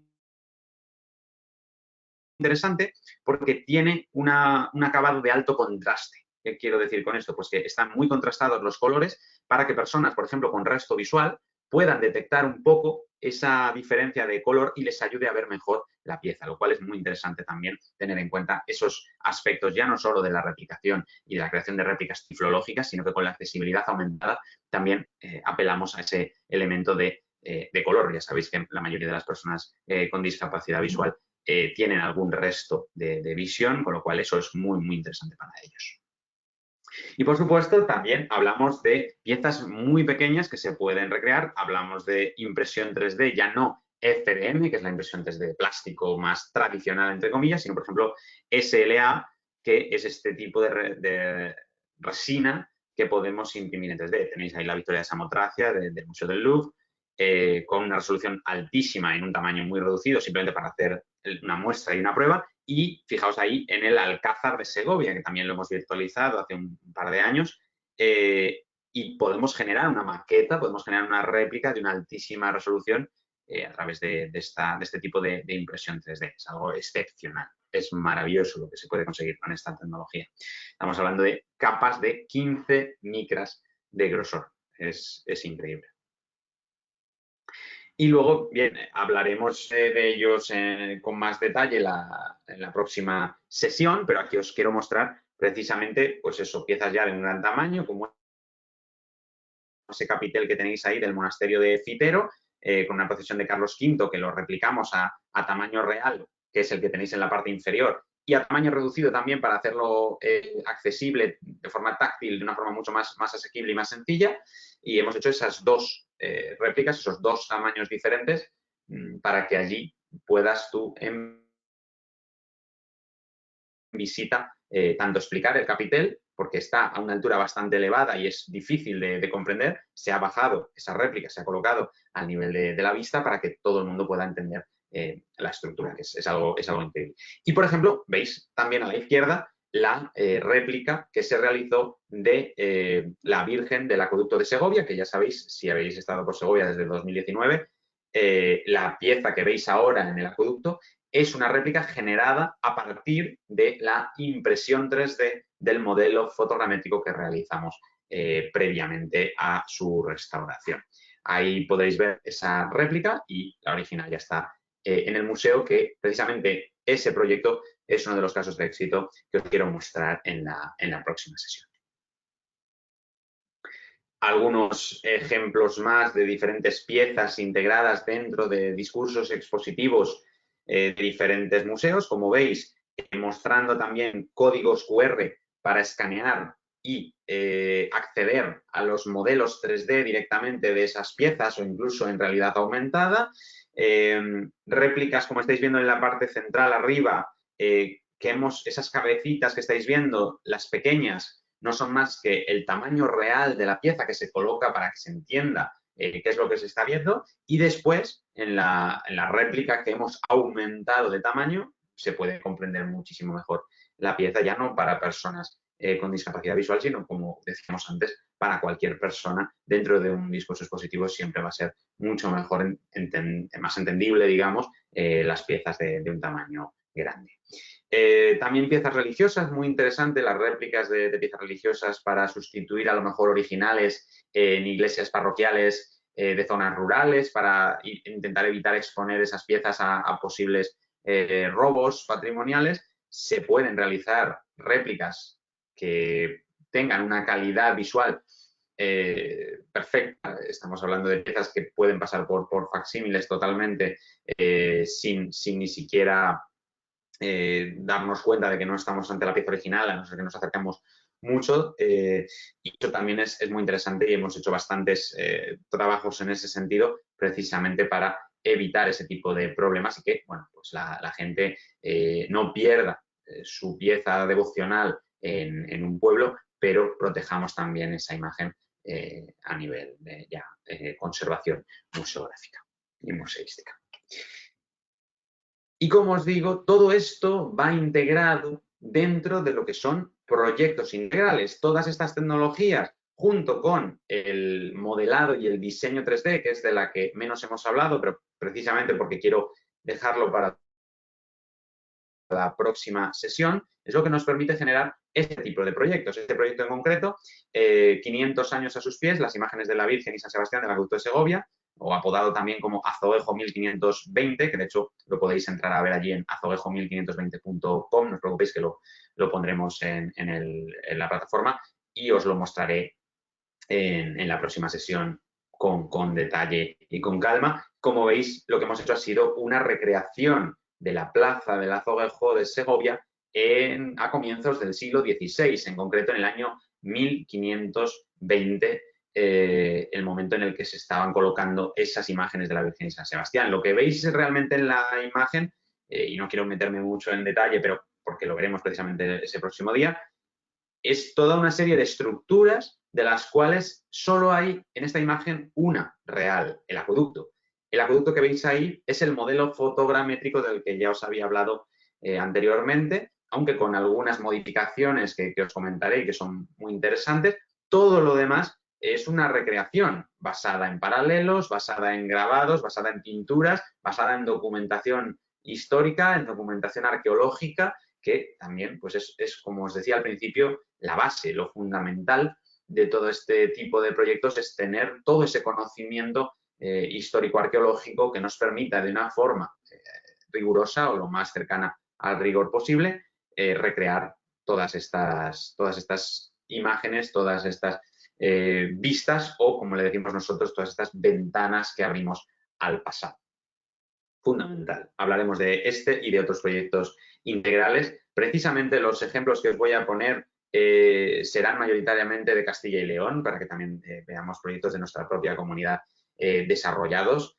Y bueno, lo hablaremos con calma en la próxima sesión para que veáis todo este material, pero ya os aviso que es espectacular, porque hoy lo que hemos visto ha sido simplemente los elementos que aglutinan después un proyecto de estas características. El próximo día veremos cómo todo eso acaba desarrollándose y se cristaliza y queda a la vista del público, que ya veréis que es impresionante.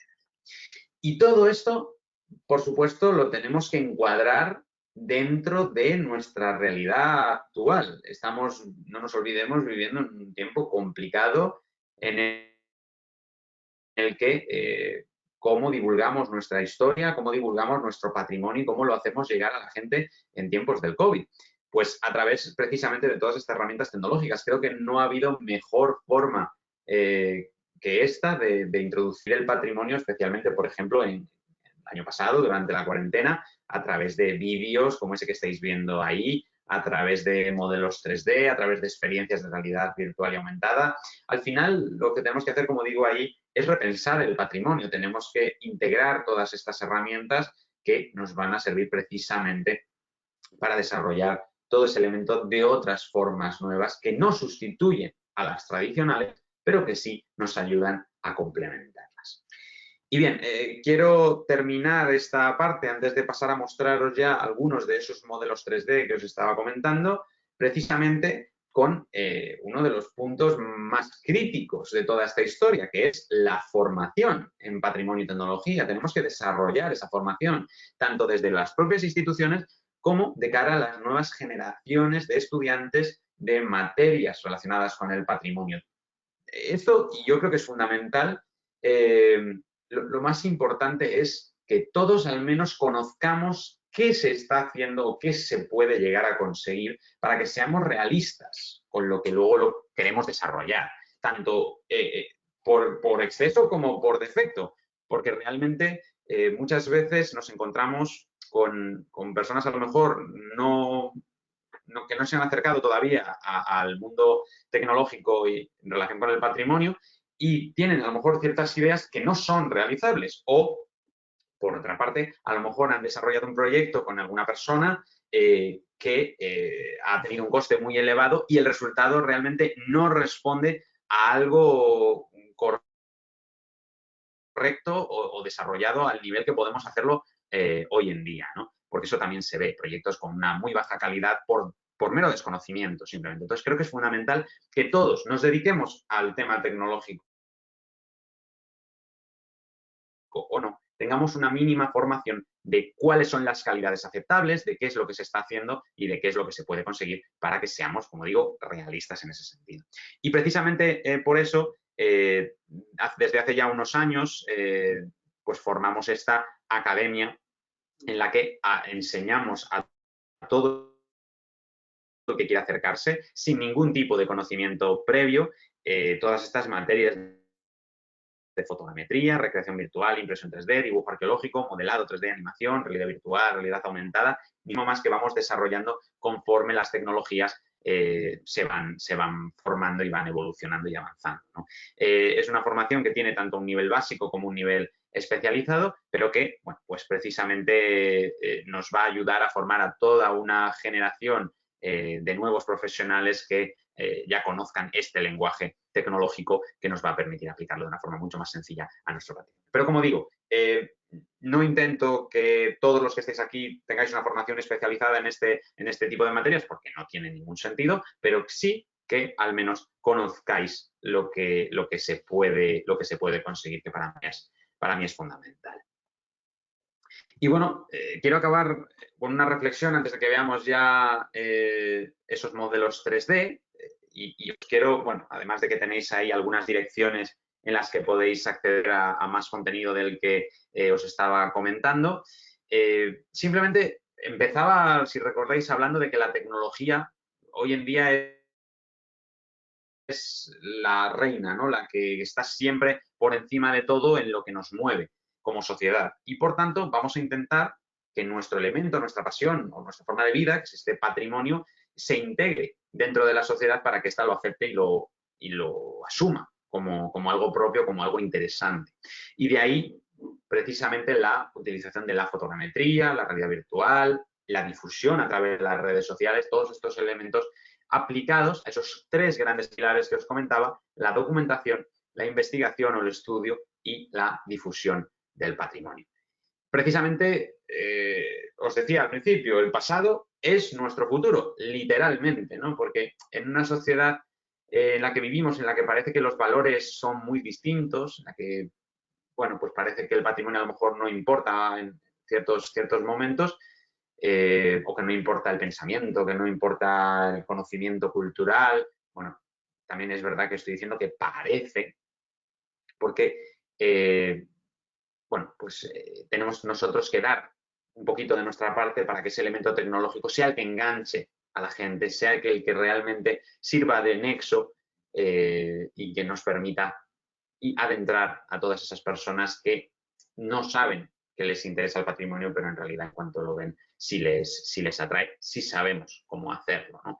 Al final, pues precisamente por eso el pasado es una herramienta de futuro, porque podemos cambiar también la forma en la que la sociedad como conjunto entiende el patrimonio. Y ahora mucho más, ¿no? En los tiempos del COVID, porque no olvidemos nunca que nos debemos a la sociedad y que el objetivo final pasa por conseguir ese retorno del conocimiento que la propia sociedad genera a través de sus especialistas en patrimonio y en historia. Y esto es lo que yo estoy intentando precisamente transmitiros a vosotros gracias a la tecnología en este sentido en el campo patrimonial.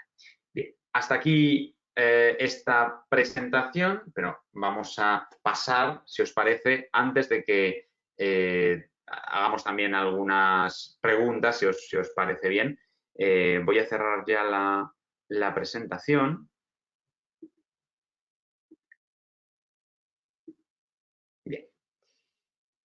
Y os voy a compartir, vamos a ver dónde tengo compartir pantalla. Os quiero compartir esta ventana, creo que ya la estáis viendo, en la que tengo, bueno, pues algunos modelos 3D. Esta plataforma que estáis viendo aquí se llama Sketchfab. Me vais a permitir un segundo que voy a dejar de duplicar mi pantalla. Bien. Vale. Perfecto. Bien, como os estaba diciendo, esta plataforma que es Sketchfab es la plataforma que hoy en día reúne más de 600 instituciones culturales y museos dentro de esta plataforma social para compartir todas sus colecciones. Aquí podéis ver algunas de las que yo he ido compartiendo en los últimos años. Por ejemplo, mirad lo que os decía, precisamente esta moneda que mencionaba al comienzo, esa primera moneda acuñada en la ciudad de Segovia, que también es un elemento muy interesante porque precisamente lleva el topónimo de la ciudad por primera vez, y además que es un topónimo que es único porque es un topónimo que no ha cambiado ni una sola letra en más de 2000 años, y si os fijáis, pues podemos ver con una calidad muy alta de detalle, aquí lo estáis pudiendo ver perfectamente, esa resolución, esa geometría. Nos podemos acercar a una moneda que tiene 2,5 centímetros. Estamos hablando de 25 milímetros, que realmente es muy poco, y bueno, pues aquí lo estamos viendo con una calidad y con un detalle muy, muy elevado. Os quiero mostrar, ya no tanto mis propias piezas, que bueno, por aquí tenéis también la Veracruz, que os mostraba antes y que creo que es interesante que la veamos. Como veis, los modelos 3D a pesar de que yo estoy en un ordenador portátil ahora mismo y podríamos estar en un teléfono móvil, cargan muy rápido y nos permiten ver, aún así, un detalle muy alto de todas estas estructuras 3D que tenemos por aquí. Pero lo que os decía, que quiero mostraros y quiero que entrar aquí en las colecciones, porque yo tengo aquí algunas colecciones generadas que creo que pueden ser muy, muy interesantes para que las veáis, especialmente pues esta, por ejemplo, de los mejores modelos que yo he creado. Por ejemplo, aquí tenéis trajes, virtualización de telas, lo cual es también muy interesante, de uno de los últimos proyectos que hemos generado, piezas del Museo Arqueológico Nacional, como os estaba comentando. Esta es especialmente interesante porque este es un ejemplo, como veis, actualizado en 2020 y es una Perdona, muestra de Néstor, lo que que te os comentaba. interrumpa. Creo que se nos ha quedado pillada la imagen con la moneda que nos mostrabas de Segovia. No sé si el resto de Vaya, ¿no la participantes le estáis viendo? pasa. No, por lo menos en mi pantalla solo sale de momento Vale, la que voy os a, comentaba, la voy moneda a de volver Segovia. a, Si puedes voy a volverla a volver a compartir, por favor. compartir. Sí, a ver si ahora ya. Vale, ¿lo estáis viendo ya? Sí, ahora sí. Genial, gracias. Perfecto. Nada, perdonad. Pues os estaba mostrando la bicha de Balazote, esta pieza del Museo Arqueológico Nacional, que está actualizada en 2020 y que, por supuesto, tiene una iluminación dinámica que podemos mover para integrar en estructuras de realidad virtual. Perdonad que os vuelvo a enseñar, por tanto, toda esta parte de aquí. Si os parece, os vuelvo a mostrar, si no la habéis visto, la iglesia de la Veracruz, que como veis, pues como os estaba comentando, tiene una calidad muy alta de detalle a pesar de que tiene pues eso, una reducción y una optimización muy potente. Yo no sé si se estará viendo el vídeo con calidad o un poquito a trompicones, que es lo que suele pasar cuando se comparte la pantalla, pero os animo a que lo probéis vosotros mismos porque realmente va muy ligero, va muy suave y es una experiencia muy satisfactoria. La de mover modelos 3D, ya os lo digo, que suele ser muy, muy agradecido para la gente. Entramos en esas colecciones, como os estaba diciendo, vemos algunas aquí como teníamos, por ejemplo, esta de trajes o, por ejemplo, pintura. Estas son las pinturas de San Climent de Taúl, que están en el MENAT, en el Museo Nacional de MENAT, perdón, de Cataluña. Algunas piezas que no están a la vista del público, como por ejemplo puede ser este cipo del lápiz Níger que está enterrado debajo del foro de Roma y que no se puede ver. Entonces, una réplica como esta, por ejemplo, en realidad aumentada, puede ser una solución muy interesante para que cualquier persona pueda conocer la que es la inscripción más antigua en latín que conservamos, siglo VI antes de Cristo.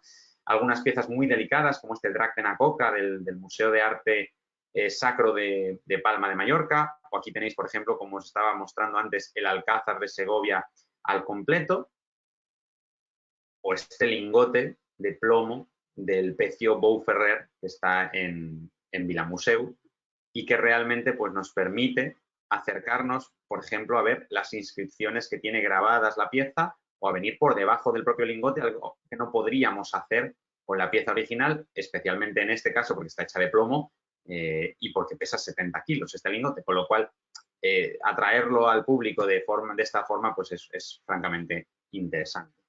O piezas como esta otra que os muestro por aquí, un sestercio de época romana, que tiene, como veis, recuperado todo su brillo original, que es fundamental también dar un acabado de calidad a las piezas y el proceso de optimización nos habla precisamente de esas ideas. Por ejemplo, este cráneo de aquí, también una pieza excepcional, o este pequeño fragmento de un calendario romano que apareció hace muy pocos años en el Museo de Cádiz, o este otro que os mostraba antes, esta estatua ecuestre, esta anastilosis realizada a partir de diferentes fragmentos, en concreto estos 5 fragmentos que estáis viendo aquí, pues se han recreado las partes faltantes, pero bueno, de una forma, como veis, muy esquemática para no distraer de cuáles son las partes originales y simplemente, bueno, pues se intenta dar una idea de lo que podría ser el resto de la estatua ecuestre que, por desgracia, no se ha conservado. Pero bueno, muy interesante este tipo de anastilosis que realmente de otra forma sería muy difícil de realizar. Os quiero mostrar este Simpulum que os estaba comentando antes como un ejemplo paradigmático de lo que se puede llegar a conseguir con una pieza 3D. Para que os hagáis a la idea, este es el estado en el que se encuentra ahora mismo esta pieza. Esta pieza se encuentra así, en el museo. Es una pieza que está encontrada en un contexto funerario y, por tanto, está obliterada, está doblada a propósito para que no pueda ser reutilizada. Sin embargo, esta pieza no tiene ningún sentido de esta forma, con lo cual, ¿qué es lo que nosotros hemos hecho? Bueno, pues algo que no podríamos hacer de ningún modo con la pieza original, pero que sí podemos hacer con la pieza virtual. Vais a ver que tiene una animación que va desplegando todo el mango, aquí lo tenéis, y este es el Simpulum, y así ese castillo ritual que se entiende de una forma mucho más interesante de esta forma. Aquí lo veis, que precisamente estamos hablando de que podemos hacer cosas con los modelos virtuales que con los objetos físicos jamás podríamos hacer, ¿no? Y aquí tenéis una prueba clarísima de lo que se puede llegar a conseguir con la tecnología aplicada al patrimonio, y es que este objeto pueda ser entendido de esta forma, y no solo eso, sino que también una vez que lo tenemos extendido, lo podemos, y de hecho así se ha hecho, imprimir en 3D para llegar a hacer una réplica que nos permita comprender mejor in situ en el propio museo la pieza. Aquí veis algunas piezas más, como esa crátera que os mostraba antes, y en fin, pues una gran cantidad de piezas. Os quiero mostrar, por ejemplo, también este Alejandro Magno a caballo que os comentaba anteriormente, del Museo Arqueológico Nacional de Nápoles. Aquí lo podéis ver con todo su brillo original. La verdad es que es una pieza excepcional. Podemos venir a acercarnos y ver todo el detalle que queramos de esta pieza, que de otra forma pues difícilmente la podremos ver tan de cerca. Y simplemente para que podamos entrar en una colección, mirad, aquí tenemos simplemente todas esas piezas que os estaba comentando, están aquí accesibles en sketchfab.com/man con 2 Ns, y de hecho, si le quitamos una N, dejamos MAN de Museo Arqueológico Nacional, y aquí tenéis precisamente la colección de vasos griegos, de esas 30 mejores piezas de la colección de vasos griegos del MAN, que os he mencionado anteriormente. Vais a ver que es una maravilla ver estas piezas virtualmente, porque estamos pudiendo verla de una forma que de otro modo no podríamos. Por ejemplo, mirad aquí el número, la sigla del Museo Arqueológico Nacional, que esa parte de la pieza es imposible que la veamos, o la parte interior de la crátera, también muy interesante. Y lo que os comentaba, la cara A de la pieza, la que está expuesta en el museo, pero también la cara B, que tiene su interés. Por supuesto, con todos sus brillos dinámicos, con todo ese fotorrealismo que nos permite la optimización de modelos fotogramétricos. Es realmente excepcional, además, la calidad con la que nosotros podemos venir y acercarnos a las piezas. Bien, podríamos ver muchísimos ejemplos más, podríamos ver otras piezas, pero bueno, os quiero dejar también esa libertad de que vosotros mismos podáis daros un paseo virtual por todas estas colecciones y, bueno, pues podáis descubrir un poco todo lo que hay por aquí. Os recomiendo incluso que hagáis simplemente una búsqueda aquí en el buscador de modelos de Sketchfab y que en las categorías elijáis patrimonio cultural e historia, y vais a encontraros maravillas virtualizadas en 3D por aquí, que, bueno, podéis buscar incluso el nombre de diferentes instituciones, porque las vais a encontrar que ya tienen al menos una parte de sus colecciones virtualizadas, como estáis viendo por aquí, grandes museos que también tienen esas colecciones, o incluso, por ejemplo, en este caso, mirad qué interesante esta fuente de Peirene, que lo que nos han hecho es una integración entre el propio modelo fotogramétrico con pues una anastilosis muy esquemática de lo que sería la estructura. Quizá este modelo podría estar un poquito más optimizado, pero bueno, en fin, está bastante bien, porque al final lo interesante y lo importante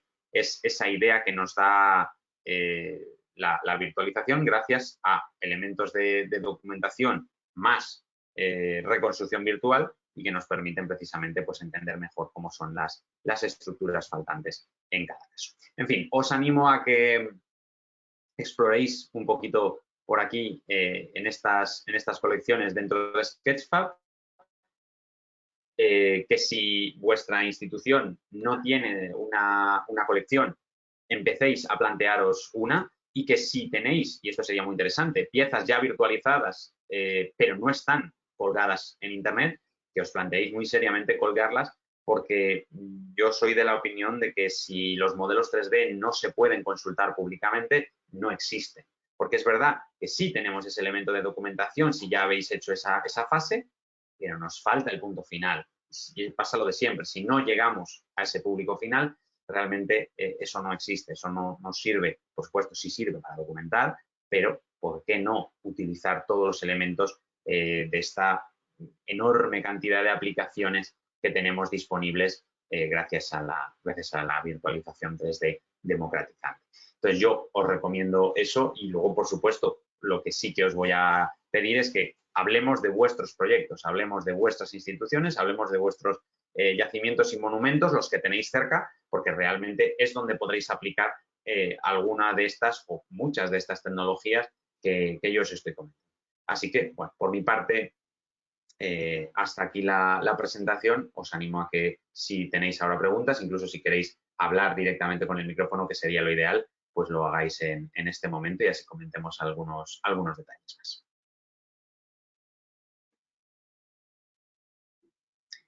Creo que está Ya, silenciada. sí. Ahora. Sí. Bueno, muchísimas gracias, Néstor, por tu presentación. La verdad es que es increíble lo que la tecnología nos puede ayudar a acercar todo ese patrimonio cultural que tenemos tan rico en nuestra comunidad al usuario final, a darlo a conocer, porque muchas veces lo que comentabas, conocemos lo que tenemos, pero nosotros que estamos más cerca de ese mundo, pero lo que tenemos que hacer es llegárselo, acercárselo y hacérselo más cercano a toda la población. La verdad es que el seminario ha sido muy interesante. A mí me ha sorprendido especialmente la parte en la que has comentado la importancia que tiene la fotografía y cómo podemos utilizar esa fotografía no solo ahora, sino la que vengamos teniendo de hace tiempo para, con el avance de los avances tecnológicos, para la redundancia, aprovechar al máximo esa información que podemos ir recopilando poco a poco. No han ido surgiendo preguntas a lo largo del seminario, pero bueno, sí que me gustaría insistir en que aprovechéis este espacio ahora de participación y también el foro que tendremos en el curso. Como os decía al principio del seminario, contaremos en el aula virtual de nuevo con Néstor para plantear todas aquellas dudas, aquellas cuestiones más cercanas, más vuestros casos prácticos, para aprovechar al máximo que tenemos un experto en la materia y sacarle el mayor rendimiento posible a esta formación. Bueno, tenemos por aquí una manita levantada, me encanta ver manitas levantadas. A ver, que voy a buscarla. Raúl de Santiago, genial, perfecto, vamos a darte paso. A ver, que te activamos el micrófono. Genial, Raúl, ya puedes plantearnos tu pregunta, ya tienes el micro activado. Hola, ¿se oye? Hola, sí, te oímos. ¿Qué tal, Néstor? ¿Qué tal? Hoy una pregunta. Hablaba siempre de la democratización de la tecnología y en referencia a lo que era la fotografía sobre los escáneres o medios más profesionales o más avanzados. Cuando hablas de esa democratización, aproximadamente ¿en qué nivel de presupuesto estamos hablando? Vale. ¿Sería una persona con una formación más un equipo, la cámara, ordenador, disco duro, no sé, que nos cuentes un poquito cómo Sí, sería? vamos a hablar de ese tema. Bueno, lo primero voy a hacer una puntualización a lo que comentabas. Has dicho, hablabas de democratización de la fotogrametría con respecto a medios más profesionales y más avanzados. Ahí te tengo que llevar la contraria. El escáner no es ni más profesional ni más avanzado que la fotogrametría. Es otra tecnología de virtualización, pero ya te aseguro que no es. En estos momentos, hace 10 años sí, era más profesional y más avanzado. Hoy en día no es ni lo uno ni lo otro. Está al mismo nivel que el desarrollo fotogramétrico, te lo puedo asegurar porque lo vivo en el día a día. Sí, quizás también me he expresado mal. No te Hablaba preocupes, también es de una puntualización para unos requisitos mínimos. Sí, Porque exacto. también en cámaras podemos hablar de una cámara de 1000 o de 3000.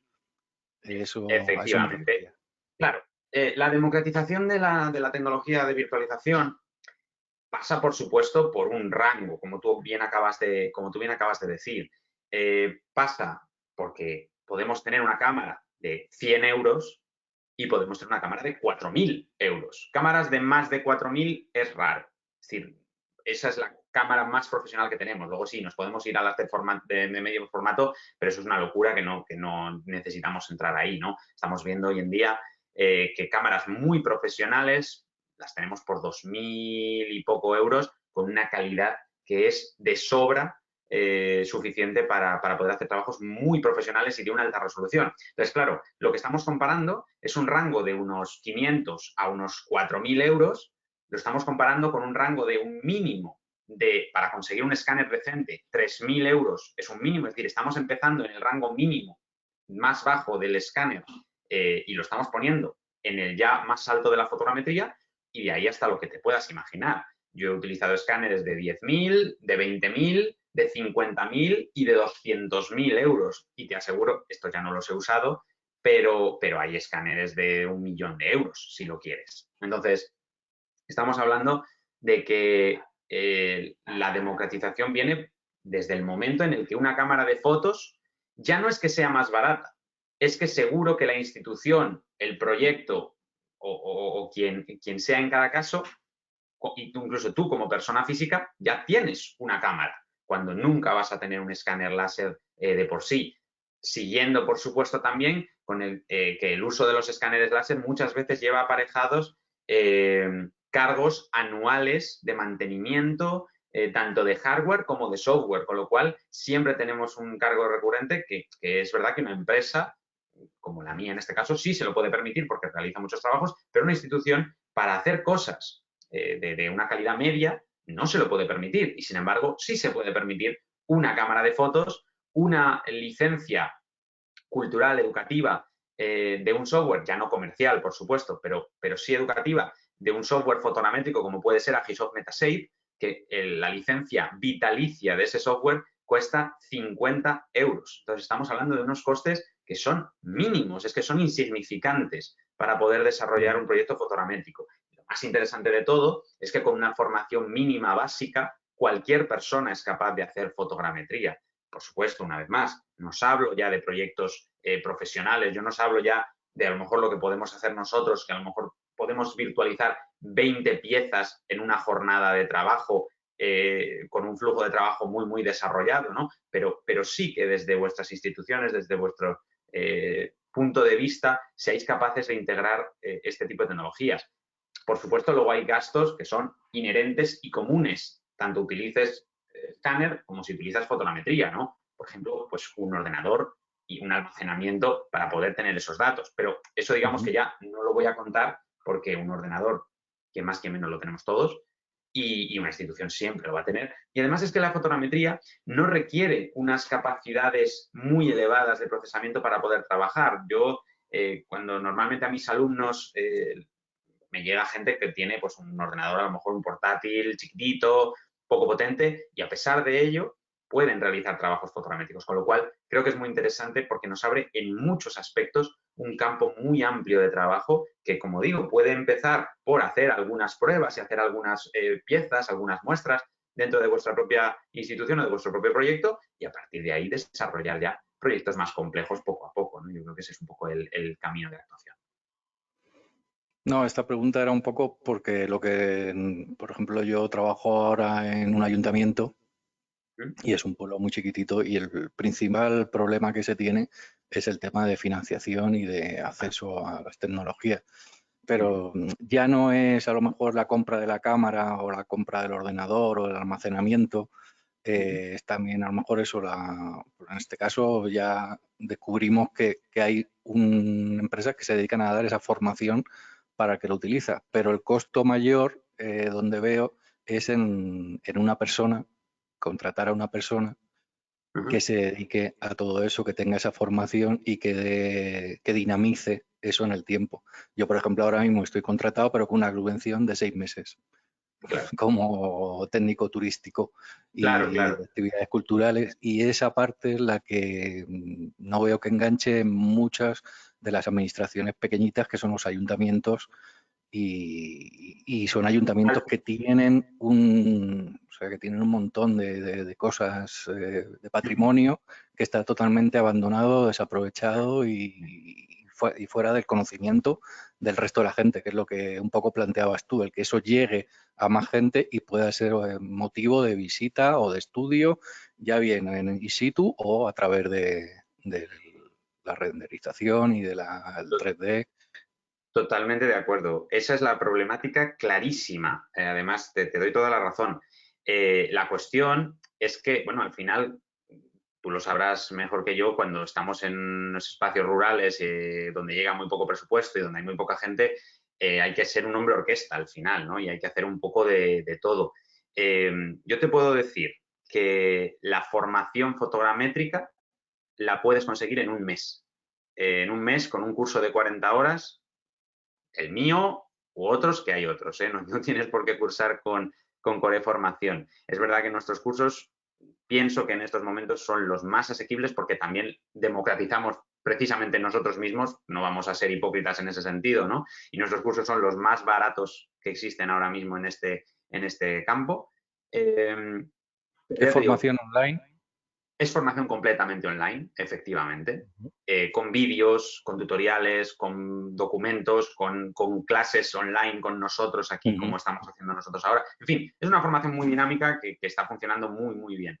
Pero ya te digo, la formación conmigo o con otra persona o con el manual que te da el software cuando te lo descargas, que podrías hacerlo igualmente, ¿no?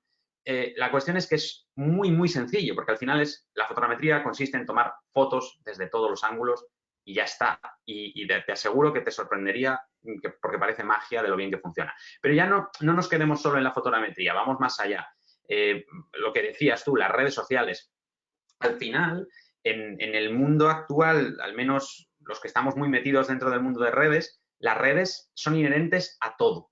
Es decir, esa divulgación es necesaria siempre, hagas lo que hagas, ¿no? Entonces, es verdad que a lo mejor yo estoy mucho más metido en ese mundo y por eso lo veo muy claro, pero hay que ir desarrollando un poco esa conciencia de que vamos haciendo cosas, pero si esas cosas no se ven en el gran campo que es Internet, difícilmente vamos a poder tener trascendencia. Y lo bueno de las redes es que aunque no seas absolutamente nadie, ni tengas una cantidad enorme de seguidores que no hacen falta, ese mensaje puede llegar muy fácilmente. Si ese mensaje es interesante, si tú de verdad estás compartiendo algo que interese, te aseguro que alguien te da el altavoz y que de verdad que eso se comparte y se hace una bola de nieve que es alucinante de lo bien que funciona cuando una persona comparte algo interesante en redes, ¿no?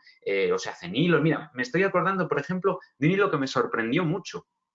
Hace un año y algo hubo una tormenta muy grande en Segovia y el Twitter de la Catedral de Segovia, que tiene muy poquitos seguidores, compartió cómo caía el agua por las gárgolas y era precioso, una imagen maravillosa. Y aprovecharon para contar cosas sobre la catedral.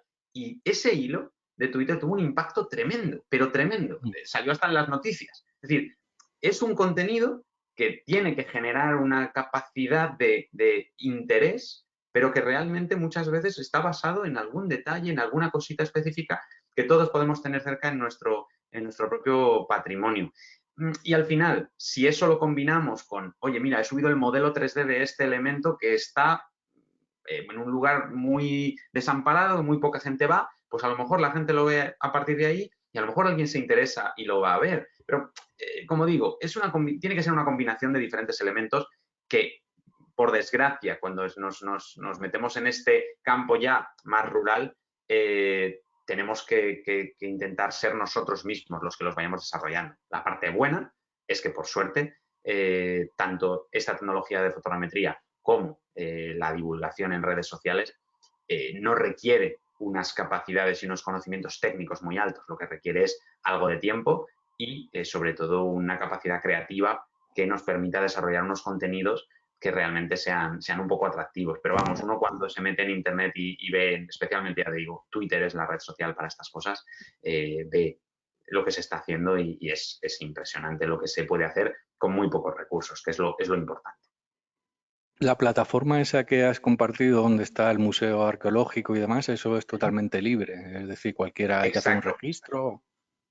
Eso es. Sketchfab es una plataforma en la que tú puedes crear una cuenta de forma totalmente gratuita y además lo interesante es que a los museos, las instituciones patrimoniales, culturales, todo lo que tenga que ver con la cultura y con las humanidades, Sketchfab les regala una cuenta que sería de pago, pero se la pone de forma totalmente gratuita precisamente para colaborar en ese sentido y hacer más visible la cultura a través de los modelos 3D. Es decir, facilidades en ese sentido tenemos muchas, por suerte, y están haciendo que, pues eso, museos muy pequeñitos estén teniendo una gran visibilidad en Internet, a pesar de que a lo mejor tengan pocos visitantes in situ, pero que también les está haciendo crecer en ese sentido, especialmente a través de las redes, y que eso luego puede también revertir en un mayor número de visitas físicas. No, me ha parecido muy interesante también porque aquí en el pueblo pues tenemos una escuela y compartirlo con las profesoras para el apoyo en sus clases es magnífico porque no necesitas desplazarte a Madrid a ver el museo, las Efectivamente. complicaciones y lo tienes ahí, vamos, y además Claro. es cosa atractiva para los muchachos que siempre están metidos en la última tecnología, en ver en 3 dimensiones, en girarlo y es muy bueno. Justo, totalmente de acuerdo. Al final eso es lo que me parece más interesante de todo esto, es que es útil en el día a día. Y lo que tú decías, unos chavales que de otra forma pues a lo mejor no irían, y ya no te digo a Madrid, Roma, ¿no? Algo Sí, claro. mucho más lejano, que de repente lo tienen ahí al lado y pueden conocer esa parte de su pasado y de su patrimonio de una forma muy cercana y, como bien has dicho, tecnológica, que es algo que ya conocen, que es algo que tienen el móvil en la mano todo el día y que no es lo mismo que a lo mejor el profesor te llegue y te cuente algo sobre los romanos a que te diga, escanea el código QR que vamos a ver en realidad aumentada en vuestros móviles este modelo 3D. O sea, realmente, de una forma también organizada, tiene unas perspectivas muy altas de engaging, ¿no? De interés, El de interesar descubrirles a los también, demás. descubrirles toda esta tecnología y todo que les enganche para que en un futuro también podamos de ahí sacar profesionales que se dediquen a esto y que les entre el gusanillo no solo de los juegos online, sino que, mira, pues en tal juego aparece una reconstrucción del castillo de no sé dónde y mira, aquí lo puedo ver, el original. De hecho, Les es que muchas enganchamos. veces, últimamente está pasando mucho eso, ¿no? Hay varios juegos que son también históricos y siempre con sus licencias, por ejemplo, por supuesto, estamos hablando de Sí, ficción claro. en todo caso, pero sí les desarrollan ese interés también por el patrimonio y por la historia.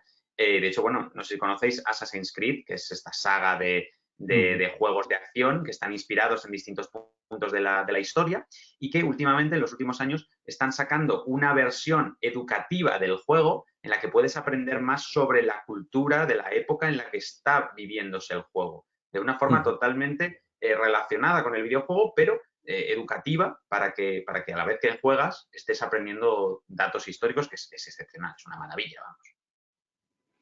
Bueno, Muy bien. muchas gracias, Raúl, por tu participación. Gracias. Seguro que durante estas semanas vamos a seguir aprendiendo mucho con esto, resolviendo dudas, planteando todas esas cuestiones que vayan surgiendo. Compartiremos, como os decíamos, la presentación a través del aula virtual. Os llegará a lo largo del día de hoy un correo electrónico para que podáis acceder, ¿vale? Y nada más, muchas gracias, Néstor, por acompañarnos esta mañana. Nos vemos el día 7 de octubre en ese segundo seminario online en el que veremos un poco algunos casos prácticos más, porque nos has presentado ya algunos. Entonces veremos algunos con un poquito más de detalle. Y nada, seguimos en contacto a través del aula virtual. Muchas gracias a todos por vuestra asistencia. Un saludo y feliz día. Muchísimas gracias a todos. Nos vemos en la Igualmente. próxima. Hasta luego.